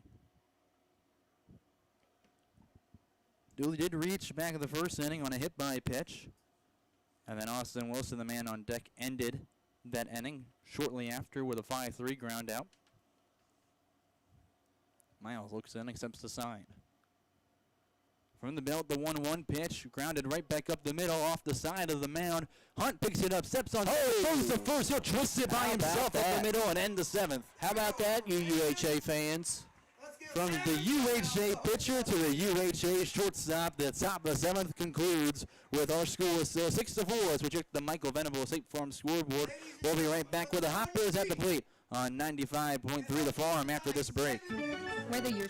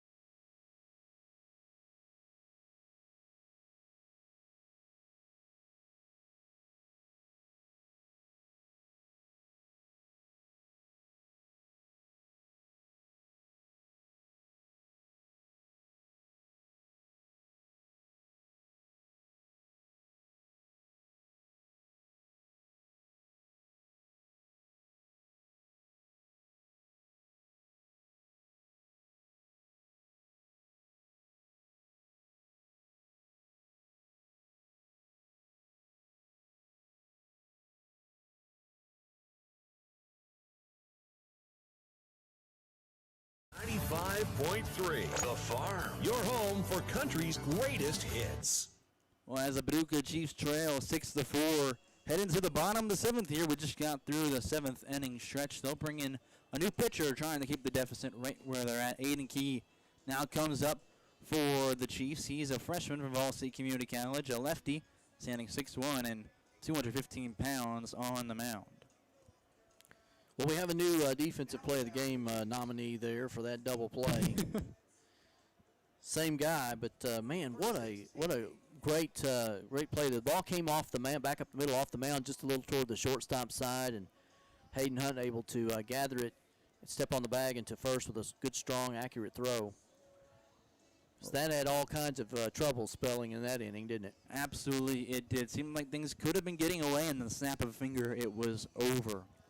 Good play from Hunt. He's got 2 fantastic plays over there at short, but now as we turn our attention to the bottom of the 7th, Aiden Key has made 2 appearances so far out of the pen for the Chiefs this summer.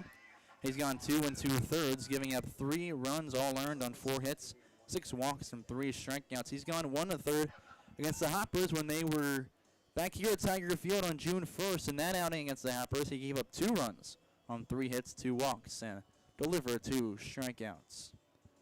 Well, to begin the inning, for the bottom of the 7th, he will face Brennan Mueller in the 4 spot with Connor Scheidt on deck and Zach Hampton in the hole. Mueller's another guy that's due for a hit here. He absolutely is. 0 for 2 with 2 strikeouts. He reached on a hit by a pitch. This is a guy who can knock the ball around the yard pretty well and even send one out of here. As we saw a couple weeks ago, he had back-to-back at-bats with home runs. Now set and ready to face Aiden Key. Lefty and lefty matchup to get us rolling in the bottom of the 7th. First pitch runs inside with a fastball for ball 1. Score from up at Henderson. They're leading the Miners 5-2. Of course, the Hoptown Hoppers will take them on next. Also, in the second game of their doubleheader, Fulton leading full count 3-0. Looking for the sweep tonight. Middle is the next pitch for strike 1. Brendan Miller didn't swing on it. Count 1 ball and 1 strike to begin the bottom of the 7th as the Hoppers lead 6-4. Aiden Key has been working from the stretch, delivers a slider that is way above the head for ball 2. Had all the horizontal run you want on a slider, yeah, just literally released way too high. Nowhere near the strike zone. He's not in any hurry, is he? Absolutely not. The 2-1 is there for Mueller. He just missed on the swing and found it backwards. Count even 2 balls, 2 strikes. He catches that one a little bit more. Probably driving that into a gap. Yeah, I think he probably wishes he had gotten that one. Throw him that one again. The 2-2 pitch is upstairs about 5 extra levels, and the count runs full. He twisted Wilson around the ground down there trying to make that one from getting to the backstop.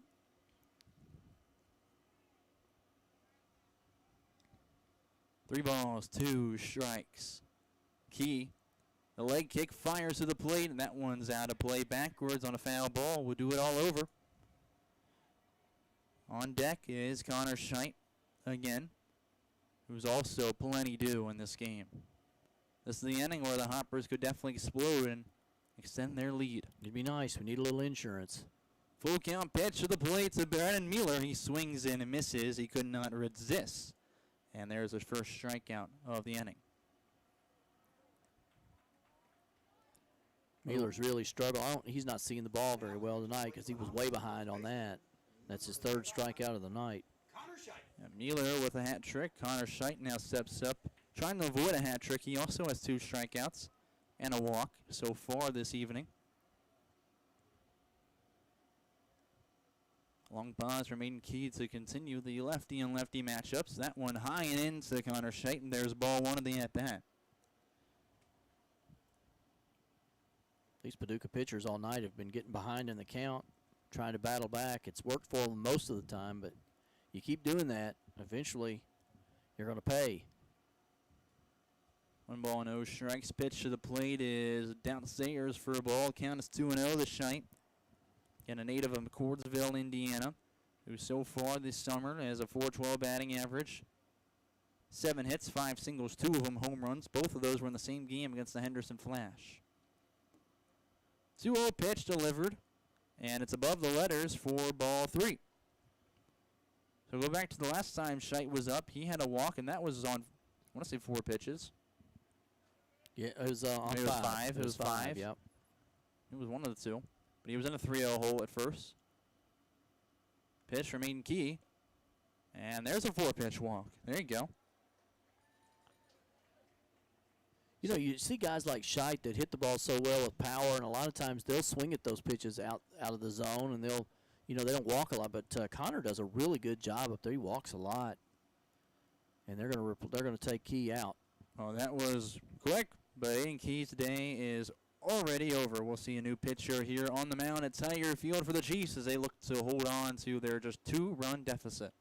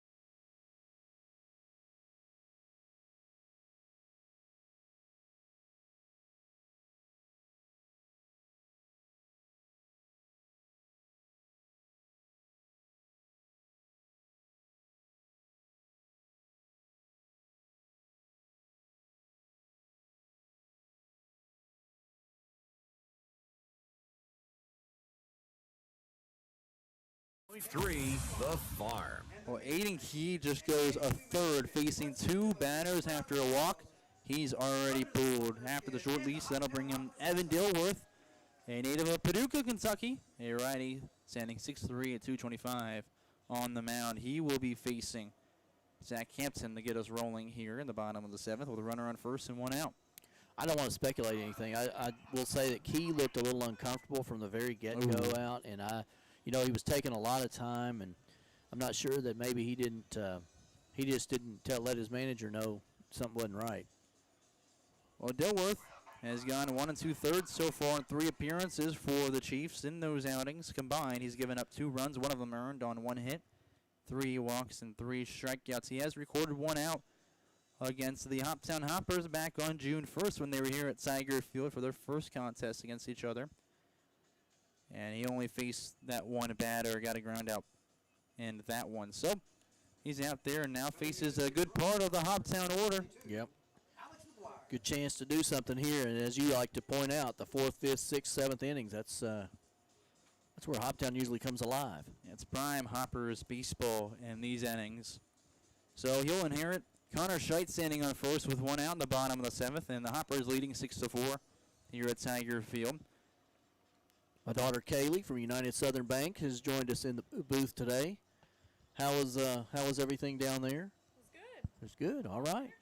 All right. United Southern Bank, we appreciate them tonight. Did a good job. Brought out 441 fans tonight. Look at that. A great crowd for the Redout here at Tiger Field, as he's still just throwing his last warm-up pitch, and now we're set and ready again to play some baseball. Hampton will walk up with McCartan on deck, as McCartan is looking for his first hit still. Not McCartan, Hampton. Did reach on a walk his first time up and came around and scored on it. Zach's due. He's due for a hit right here. Colin, I'm making the call here. I'm going to hold you to it. All right. First pitch. Runner takes off. Shite. Will slide in now to Alex McGuire as the pinch runner, and he's got a stolen base. Yeah, they must have made that switch while we were watching pitchers. But, yeah. That pitch missed the zone for ball one. Runner in scoring position with one out now to Zach Hampton. Again, the Hoptown Hoppers Player of the Week. He's in the right-handed box and awaiting the next pitch. There's 1-0 now delivered to the plate inside for a ball. Almost hit Hampton, but just barely missed him.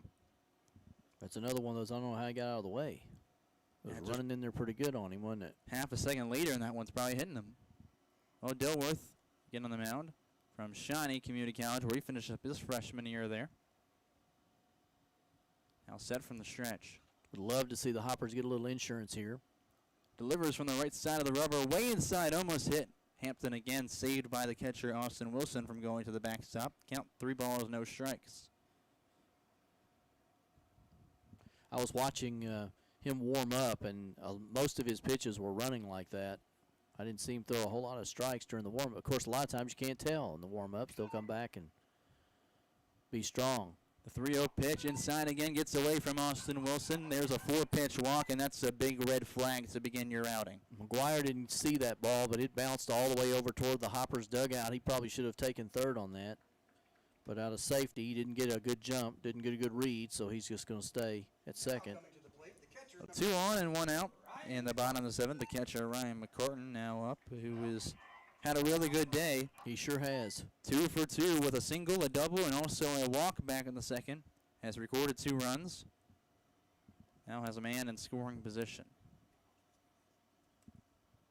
See if we can get one past the catcher here, move these runners up one base, give him a chance to get some folks in the scoring position. First pitch, he sees his runners take off. It's right down the middle for a strike. Throw over, and McGuire is caught red-handed going in the third. Yeah, that was a really good throw down there by Wilson. Caught him easily. Well, there's now 2 outs away with just 1 runner in scoring position. That man standing on second in form of Zach Hampton. McCartan's got an 0-1 count as Austin Wilson will walk back to his Paducah dugout for he's got some equipment malfunctioning over there with his shin guard. Well, while we wait, we can take a look at how things have unfolded in this game. The Hoppers striked first with a 1-0 lead. The Chiefs immediately responded, tied things at 1-1. Then after that, the Hoppers took the lead in the second inning before the Chiefs tied things up again a little bit later. And it's been since the 4th inning that either team has scored when the Hoppers scored 3 and took their 6-4 lead. And things have been shut out from the pitching staffs on both sides since. So again, good offense, but the pitching has been a highlight in this one. Yeah, both starters kind of settled in. Dilworth now pitches the 0-1, and it misses down low for a ball count, even 1-1 to, again, McCartan at the plate. Wilson back out there after checking up on his equipment, getting a little bit of stuff adjusted. Hampton still stands on second base with 2 outs. 6-4 is the score in favor of the Hoppers. 2 outs, ball hitting the grass. Hampton's probably going to try to score. That one inside. It's a 2-0 count. A lot of speed out there at second base. Again, we mentioned it earlier, but McCartan, 2 for 2 with a single and a double and a walk so far. A terrific start to the day. That one is in there for a strike, and the count evens 2-2. He kind of fools you because he runs that that fastball that runs in on you, and then that one broke right back over the curveball, broke right back over the plate. Fools you. Deuce is wild in the bottom of the seventh. The 2-2 pitch outside by Peleni and blocked by Wilson to keep it in front of him. Count is full, and Hampton stays at second. McCartan coming into the day had only one hit this summer. He's doubled that already on the day. 3 balls, 2 strikes, 2 outs in the bottom of the seventh. Hampton standing on second.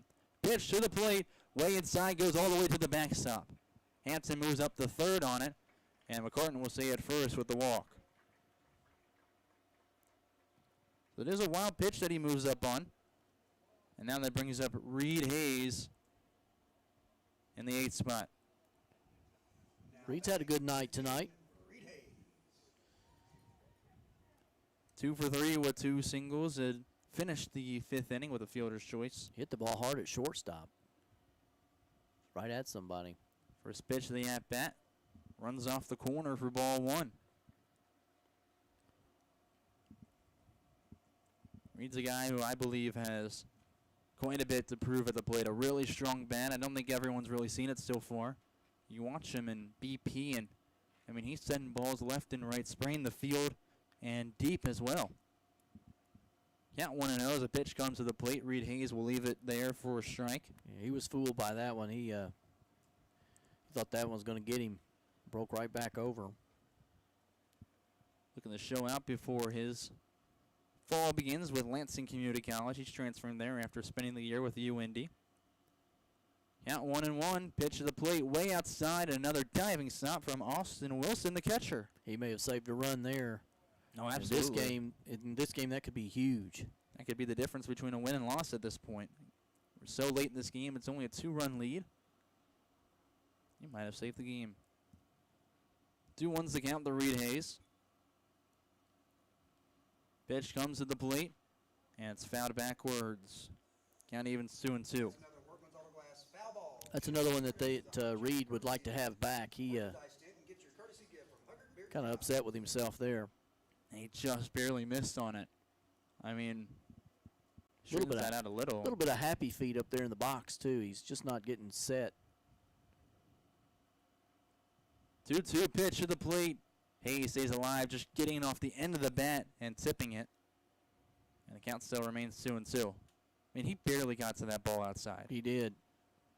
Staying alive like John Travolta. We'll see. Maybe he'll have a few more foul balls and we can really sing it. Yeah, there you go.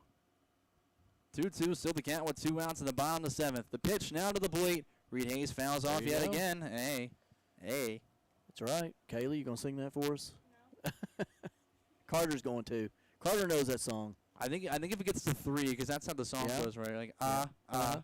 it's 4, yeah, that's right. It is 4. Okay, 4, yeah. so good. If he fouls off one more, I don't have to do it yet. 2-2 still the count. Voice out there. Maybe you need to be singing it. Oh, Lord, runner takes off. That pitch inside, not caught by Wilson. And no, they're going to call it a strikeout looking, and that will do it for the inning. As we check the Michael Venable State Farm scoreboard, that ends on a strikeout looking. The count is score still 6-4 in favor of the Hoppers as we head to the 8th inning of play at Tiger Field. The Hoptown Hoppers and Sunflower make a great.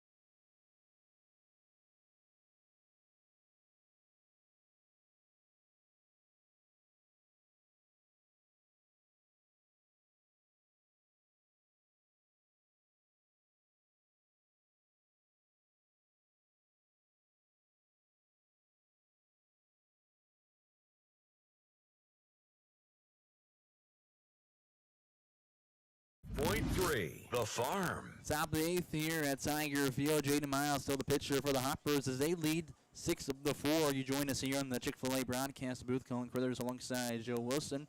Bring you today's action. in the Ohio Valley League. The Hoppers exploded well in the beginning of the game offensively. They've kind of gone stagnant from some good Paducah pitching, but that's been also followed up by some good Hoptown pitching to keep the Chiefs at only 4 runs. Let's hope Jaden can continue up. I think the strikeout and then the double play last inning will give him a little confidence here in this inning. Let's hope he can continue to pitch well. Well, it absolutely should. As the first batter, though, stepping up will be in the 6th spot. It's Austin Wilson, the catcher. It's Oru. Make some good plays on the field. You'll come up to the plate. He made some fantastic stops as the backstop for the Chiefs. Yeah. Well, comes up with a 1-for-3 day and a single back in the 3rd inning. Righty and righty matchup as he steps into the box to face Jaden Miles. He'll work from the stretch, and his first pitch of the inning is a ground ball over to the second baseman. Zach Campton is actually caught by the first baseman. He'll throw it over the first in time for an out. Really nice job there. I believe we have a new first baseman, too, we need to check. And we do have a new first baseman. That'll be Brendan Mueller, moves in from left field over there. I believe Alex McGuire will go in the center, and Sweeney will move over towards left field. Okay. McGuire came in as a pinch runner for Connor Scheidt, and he manned center field terrifically.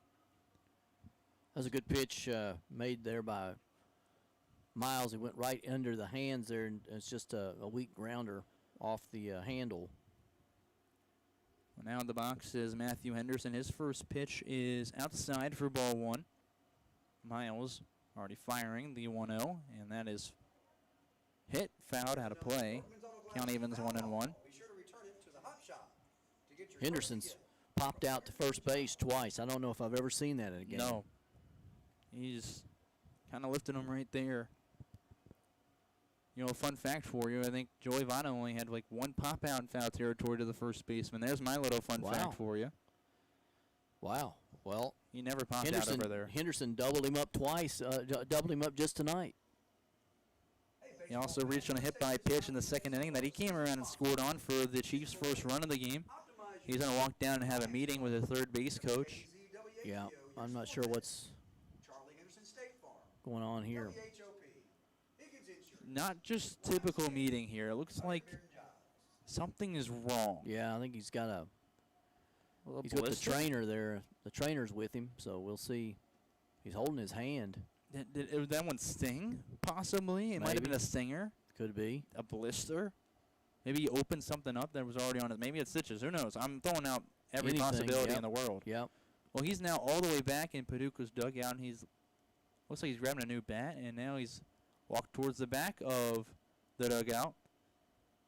You got a hand injury. No wonder he's popping out to first base. He's not able to get anything on it. Looks like they're going to bring in Jace England to be a new batter. That's according to our home plate umpire in this one, Rick Erickson. I would assume they're going to go to Jace England. That's what he just put up. Number 21 coming in. That'll be the day for Matthew Henderson. So count will remain 1 ball and 1 strike for England as he comes in. It's almost like you're playing some fall ball inter-squad scrimmage, and they're like, hey, your count is 2-1 as you step in. And yes. Kind of annoying. But well, England's been really good against the Hoppers, and he's been good this summer. He's had a .293 batting average. He's an incoming freshman committed to play at Dyersburg State Community College. It's like slow pitch softball. It really is. You starting with a 1-1 count. And he'll inherit a 1-1 count with no one on and 1 out here in the top of the 8th inning. At Tiger Field, Jaden Miles is the pitcher he's battling with. Jace had a big game against us when they were here last. He walked like 3 times, had a single, reached on an error. Was on base a lot. He went swinging and missing for the first pitch. Now there's already 1 strikeout on the day. He's got a 1-2 count now against England. Fires the next one, way outside on a fastball, and the count evens 2-2. Trying to see if he would chase that out there. And this is Miles' first appearance for the Hoppers. First bit of collegiate action for him as well. Count 2 balls, 2 strikes. The pitch is in there for K. Give him his red roses for his second strikeout of the night. What a pitch for Miles. Beautiful curveball. It started out just on the outside, broke right back at the knees. England's over there just having a good night, just eating some seeds, talking to his friends, and next thing you know, Miles is throwing that nasty stuff up there at him. And that one definitely not a fun one to see. That'll bring up Landon Gilbert, the shortstop, also an incoming freshman next year. He'll be playing at Cleveland State Community College. First pitch downstairs for a ball. Cleveland State, I believe that's the Horizon League, isn't it? Is that the Horizon League? Community College. Oh, Community College, okay. Which I honestly thought it was Cleveland State in the Horizon League. For they are in the Horizon League. Yep. The 1-0 way outside and high for ball 2. That's what I thought it was at first, and then I've been corrected that it's. Yeah, when you see Cleveland State, you're thinking about I'm thinking, yeah, exactly. Horizon League's fun. 2-0 pitch is upstairs and away again. 3-0 count. Horizon League's fun. You got NKU. You've got Robert Morris. You've got Wright State, who upset Vanderbilt a couple years ago. A former Hoptown High and HCA player that just left them. He's going to South Florida. There you go. J.J. Thompson. The 3-0 misses the corner, and there's a 4-pitch walk with 2 outs. Well, I'd like to have seen that. Just I like him a little battle a little more on that one. He just wasn't in the zone at all. That'll bring up Maddox Cope in the 9th spot with the top of the order on deck after him. Cope is 1 for 3 with a single and a pair of ground outs to the shortstop, Hayden Hunt. First pitch he sees of the at-bat, misses high for ball 1.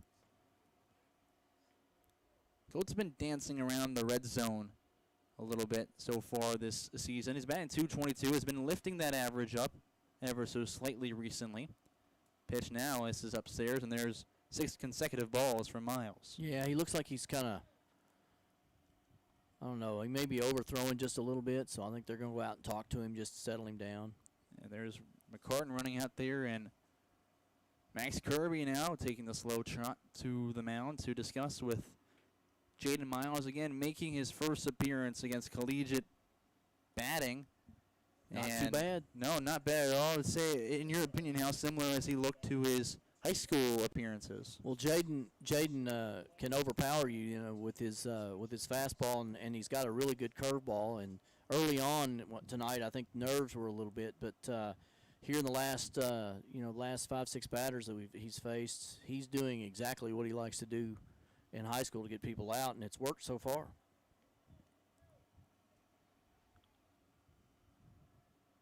Meeting is over, and Miles back on the right side of the rubber.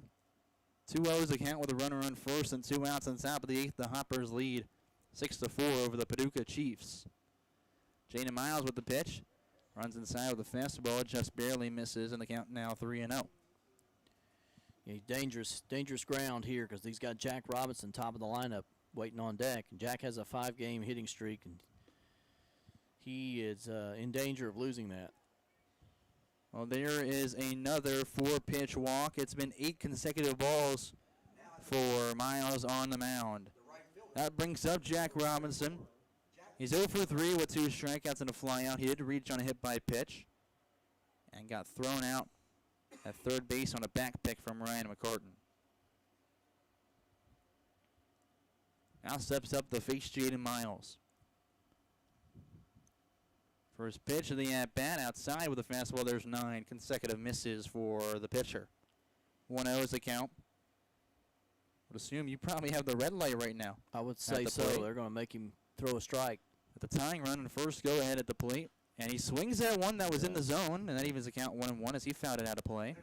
It was there. It was. I'm surprised they're going for it. Me too, especially after the 9 straight. I think, of course, Jack's a really good hitter, and I guess he has confidence in him to. If he sees it, he likes it. 1 ball, 1 strike. Pitch to the plate, swinging and missing goes Robinson, and he's in a 1-2 hole. And Robinson, a redshirt junior, plays at Mount St. Joseph up in Delhi, Ohio, which is pretty much Cincinnati, just a suburb of Cincinnati. 1-2 with runners on first and second and 2 outs. The pitch from Miles is got it on the quarter. He will leave Robinson red as a tomato, frustrated going back with the second strikeout of the inning. That'll end the top of the 8th as we check the Michael Venable State Farm scoreboard. Hoppers still lead 6-4, led by some terrific pitching from Jaden Miles. We'll be right back with the Hoppers at the plate on 95.3 The Farm. No matter what you've been through.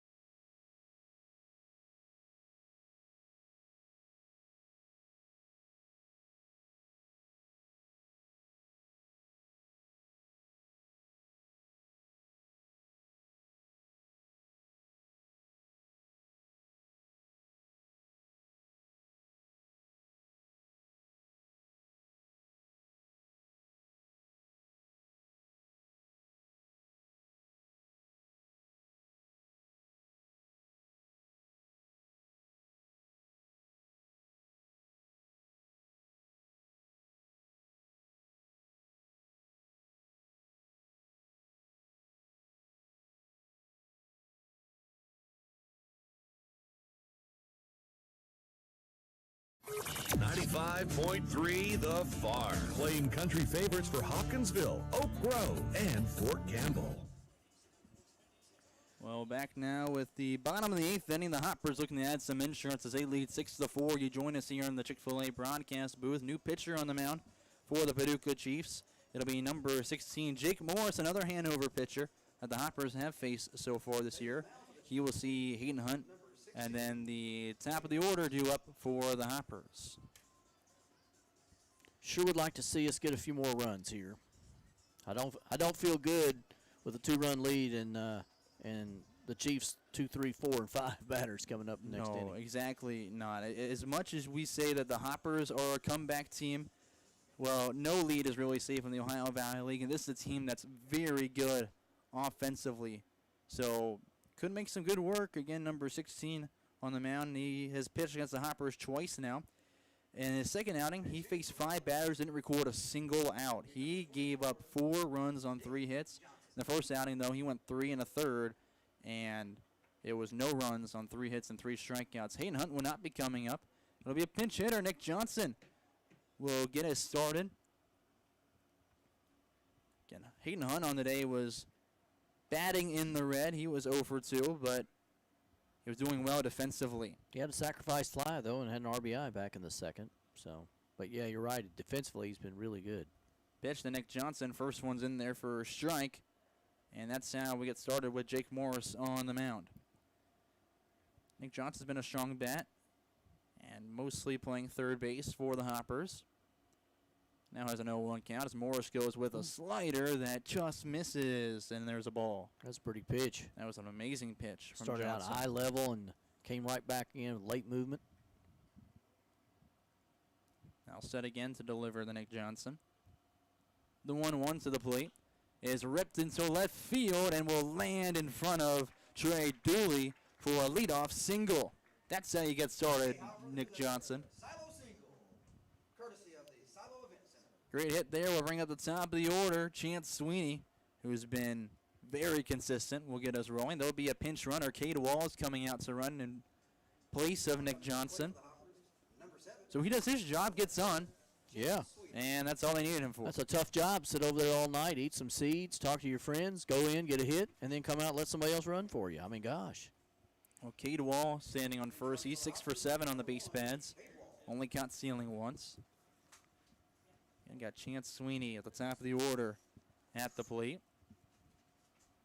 Long pause, and now throws the first pitch. Cade Wall takes off the bunt. He'll miss on it. Cade Wall slides in, and he is safe with a stolen base, his 7th of the summer. Tell you what, Wilson has made a couple of really good throws tonight. I thought he had him there. Good job of sliding. He kind of slid to the back side of the bag. 0-1 is the count, as that one was called a strike. Sweeney's now got a man in scoring position where he's been batting .333 this summer. The 0-1, he squares around again, pulls back on an off-speed outside, and there's an even 1-1 count as that one called a ball. Sweeney's got a .294 on base percentage, has recorded 7 RBIs coming into the day. He's 2 for 3 with 2 singles and a walk. First baseman creeping in as he squares around again. That bunt on the third base line. He will reach easily. No throw over, and he was more than ready for that one. Tell you what happened. The first baseman crashed, third base went to cover the bag on the steal, and there was nobody there. And a beautiful bunt there by Sweeney. Infield single. Runners on the corners with still no outs. Hoppers looking for insurance as they will bring up Dom Hartman. He's got a 2-for-4 day with 2 doubles. It's been a double, fly-out double, and a line-out for him, so the pattern continues. You know what that means. He could be looking at extra bases here. Absolutely. Would love to see it. First pitch he sees from Jake Morris is upstairs, eye high for a ball. Went back to the fastball. Just hasn't been able to locate it very well, and when he has, it's over the heart of the plate for 2 singles. 1-0 pitch is blasted out towards left field, and that will be right at Trey Dooley. Here's a tag up from Cade Wall. He'll slide in as that one goes all the way to the backstop. He is safe, score 7-4 as Sweeney moves into second base off the sac fly from Hartman. Tell you what, a good job again there, base running. Cade kind of slid on the backside of home plate there. A good throw would have had him. But a nice job of base running and getting in there underneath the throw. Good play there. Extends their lead to 3. Now Evan Jacob comes up with a man in scoring position. He's been quiet today, 0-for-4, looking to continue his 3-game hitting streak. His first pitch, a curveball that finds the zone for a strike 1. That ran all the way back in. Yeah, had a lot of movement there, didn't it? Jacob has a man in scoring position. He's got a .438 batting average with guys on second or third. The 0-1 to the plate goes back to that pitch, but doesn't fall off the table. Misses high for an even 1-1 count. On deck is also Brennan Mueller, who could use a hit as well. They are both cold, Jacob and Mueller, but very good bats that are due. Long look over the second before delivering the pitch. It's hit right back up the middle to the second baseman, Maddox Cope. He'll get the out at first. 2 are away as Sweeney moves into third. They could have played that any better. I mean, he didn't have to move at all. Cope just had him played just right. Well, now that'll bring up Brennan Mueller, who has a hat trick of strikeouts on the day. Also reached on a hit by pitch. Very, very due for a hit right now. Steps into the left-handed box with a runner on third and 2 outs here in the bottom of the 8th. The Hoppers now lead 7-4.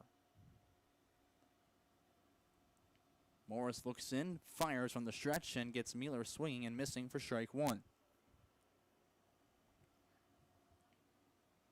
And Morris struggled really bad the last time he faced the Hoppers. That was out at Paducah. He didn't even record an out, giving up quite a few runs. Long pause, and now fires again. 0-1, swinging and missing goes Mueller. It's an 0-2 count. You know, he started him out something a little low, and then that time he went up high. It's giving him a little different looks there. But he's been staying inside. Well, red alert, you've got an 0-2 hole with already 3 strikeouts on the day. The pitch is right back up the middle. That one goes in the center. 1 run comes across, and the Hoppers have doubled the Chiefs' score. It is 8-4. Good piece of hitting there. Didn't do too much. Choked up on the bat and just poked it right into center field. Finally puts one out there for his first hit of the day and breaks his dry spell. As Sweeney comes across the plate. 2 runs have already scored in the inning. Alex McGuire now steps up for his first at-bat of the day. First pitch he sees is a pitch way outside. He swung at for strike 1. Again, McGuire came in to pinch run for Connor Scheidt, who was 0-for-2 with 2 strikeouts and 2 walks. He's now playing center field. The 0-1 pitch starts to go around, and they'll say he did for strike 2. I thought he did too. I was going to be surprised if they said he didn't. Didn't hold up in time. Now 0-2 is a count with a runner on first and 2 outs away in the bottom of the 8th. 8-4 is the score in favor of the Hoppers over the Paducah Chiefs. Jake Morris, the righty, long look in, fires from the belt. Outside, called a strike on the corner, and McGuire has thrown the chair on 3 pitches. We'll check the Michael Venable State Farm scoreboard. The Hoppers lead here on a red out now, 8-4 over the Paducah Chiefs. They look to shut the door when we return to the top of the ninth here on 95.3 The Farm.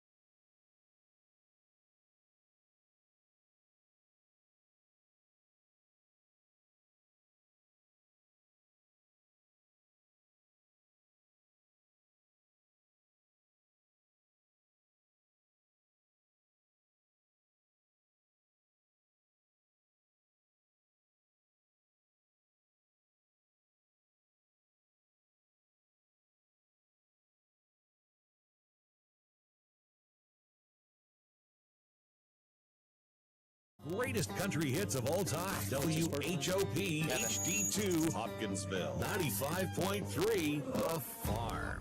Welcome back into the Chick-fil-A broadcast booth. We're going to the top of the ninth. Evan Woodward, the closer, Woody, coming in to try to shut the door on the Chiefs here in the ninth. Hoppers get 2 there in the bottom of the 8th. They now lead at 8-4.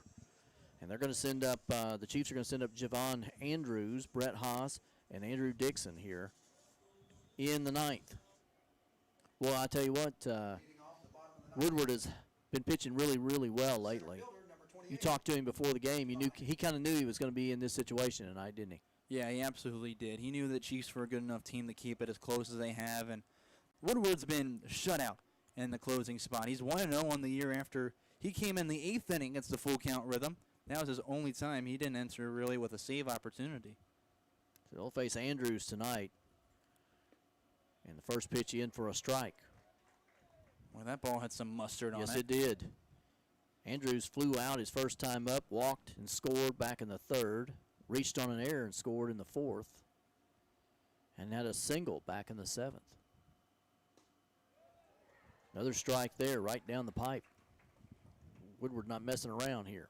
No, he is not, and he never really does. He's, only got a 51.5 strike percentage, but I feel like hasn't thrown enough pitches to bring that strike percentage up, though. Right. This one's outside. He really uncorked that one. Yeah, he did. I mean, he's only thrown 89 pitches coming into the game on 5 appearances, so he's been ahead in most counts, just hasn't started them usually with a strike. Right. 1-2 here. And a pitch here. Just misses. A little bit low, 2-2 on Andrews. And now's a situation they don't have to change out the catcher. Ryan McCartan started the day, and he will finish it out with his Cardinal teammate. Yeah, that's right. I think it does help you as a pitcher to have somebody familiar back there, don't you? This one misses inside, full count. I absolutely agree with that. It changes things. Some guys really throw a lot better with certain catchers than others. Yep, that's true. Don't want to lose Andrews here. Full count on the leadoff batter here in the 9th. And he goes inside, nearly hits him. And a walk to Andrews. Second time tonight he's been on through bases on balls.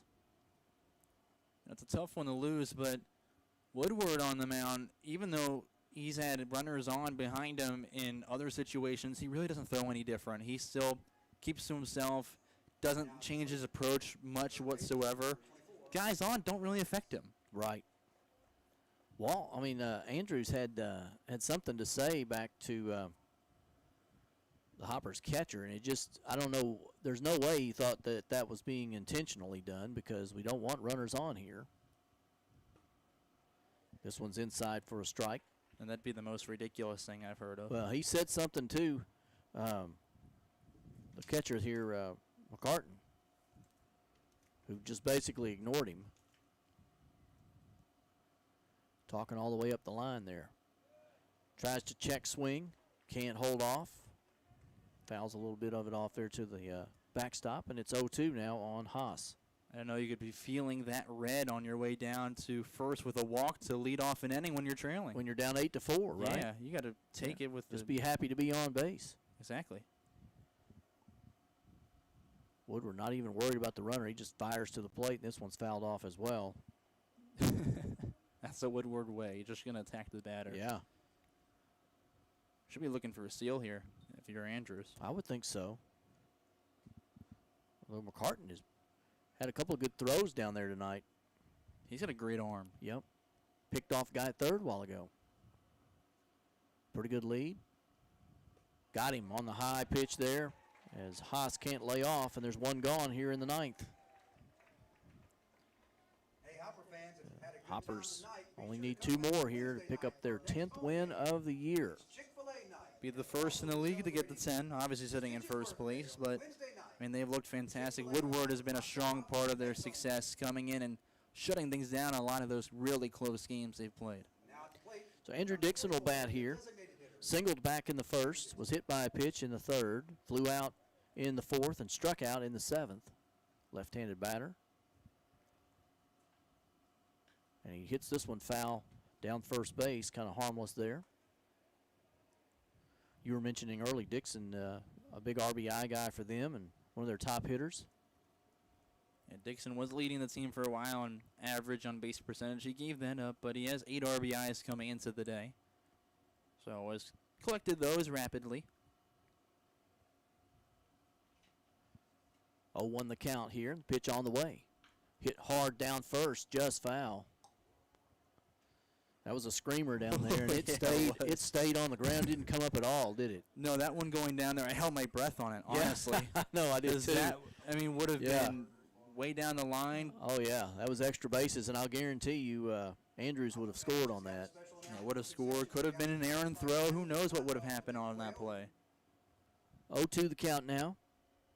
See what he's going to do here. Hits it into the gap out in left center. Andrews motors around second. He's going to score on the play. And going into second base with a double is Dixon. And so it's now 8-5. Thankfully, you can remind yourself that run doesn't really matter too much. I know Andrews just went 270 around the bases from first to home, but it's all right. It's now only an 8-5 game. You're not too much of a different situation. That's only the second run Woodward's given up this season. Dooley will bat here now. He is 0 for 3 on the night. Hayden Hunt made a fantastic play on him in a double play back in the 7th to get out of a jam. He grounded out to Hayden in the 5th inning as well. Takes the ball here to start out. Yeah, you got to be careful with Dooley, especially since he hasn't gotten a hit yet. Feels like this is the time that he's going to unload on a baseball. Woodward gets him to foul one off here, and it's 1-1. Just got to get 2 outs. Yep, we sure do. Hoppers fans have been holding strong, but got to assume that they're holding their breaths as every pitch passes, and we go deeper into the 9th. Woodward checks the runner at second, comes set, pitch on the way, and blows it right past him for strike 2. Dooley couldn't catch up with that one. So the Hoppers closer trying to go after Dooley here. Man on second. Hoppers lead 8-5. We're in the top of the 9th.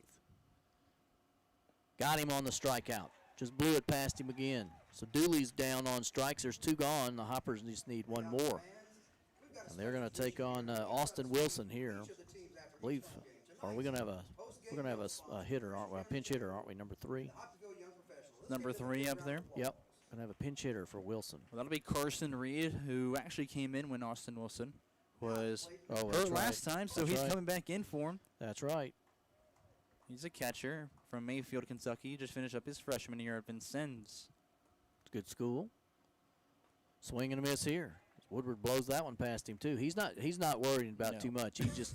He's just rearing back and firing right now. The Hoppers closer here trying to shut down the Paducah Chiefs. Pitch on the way. Swung on and missed. High strike got him. So the Chiefs down to their last strike now. Woodward not even paying attention to the runner at second. Eyes the catcher. Crowd on its feet, clapping, pitch on the way, popped up and out of play. So it'll just postpone the celebration for just a moment.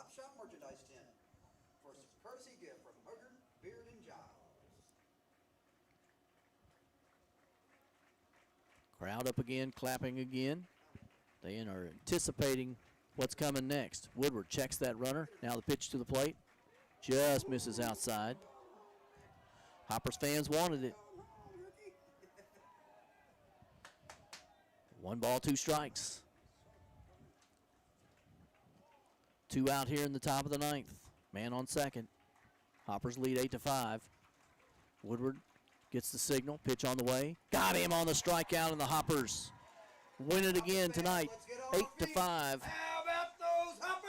They improved to 10-3 on the season, and at least a 1.5 game lead in first place. Maybe 2 games now, right, Colin? They're moving right on up. It should be 2 games in the first place now, and a really important win for the Hoppers, shutting down a very talented Chiefs team that's beaten the rhythm a few times. That's true. Very true.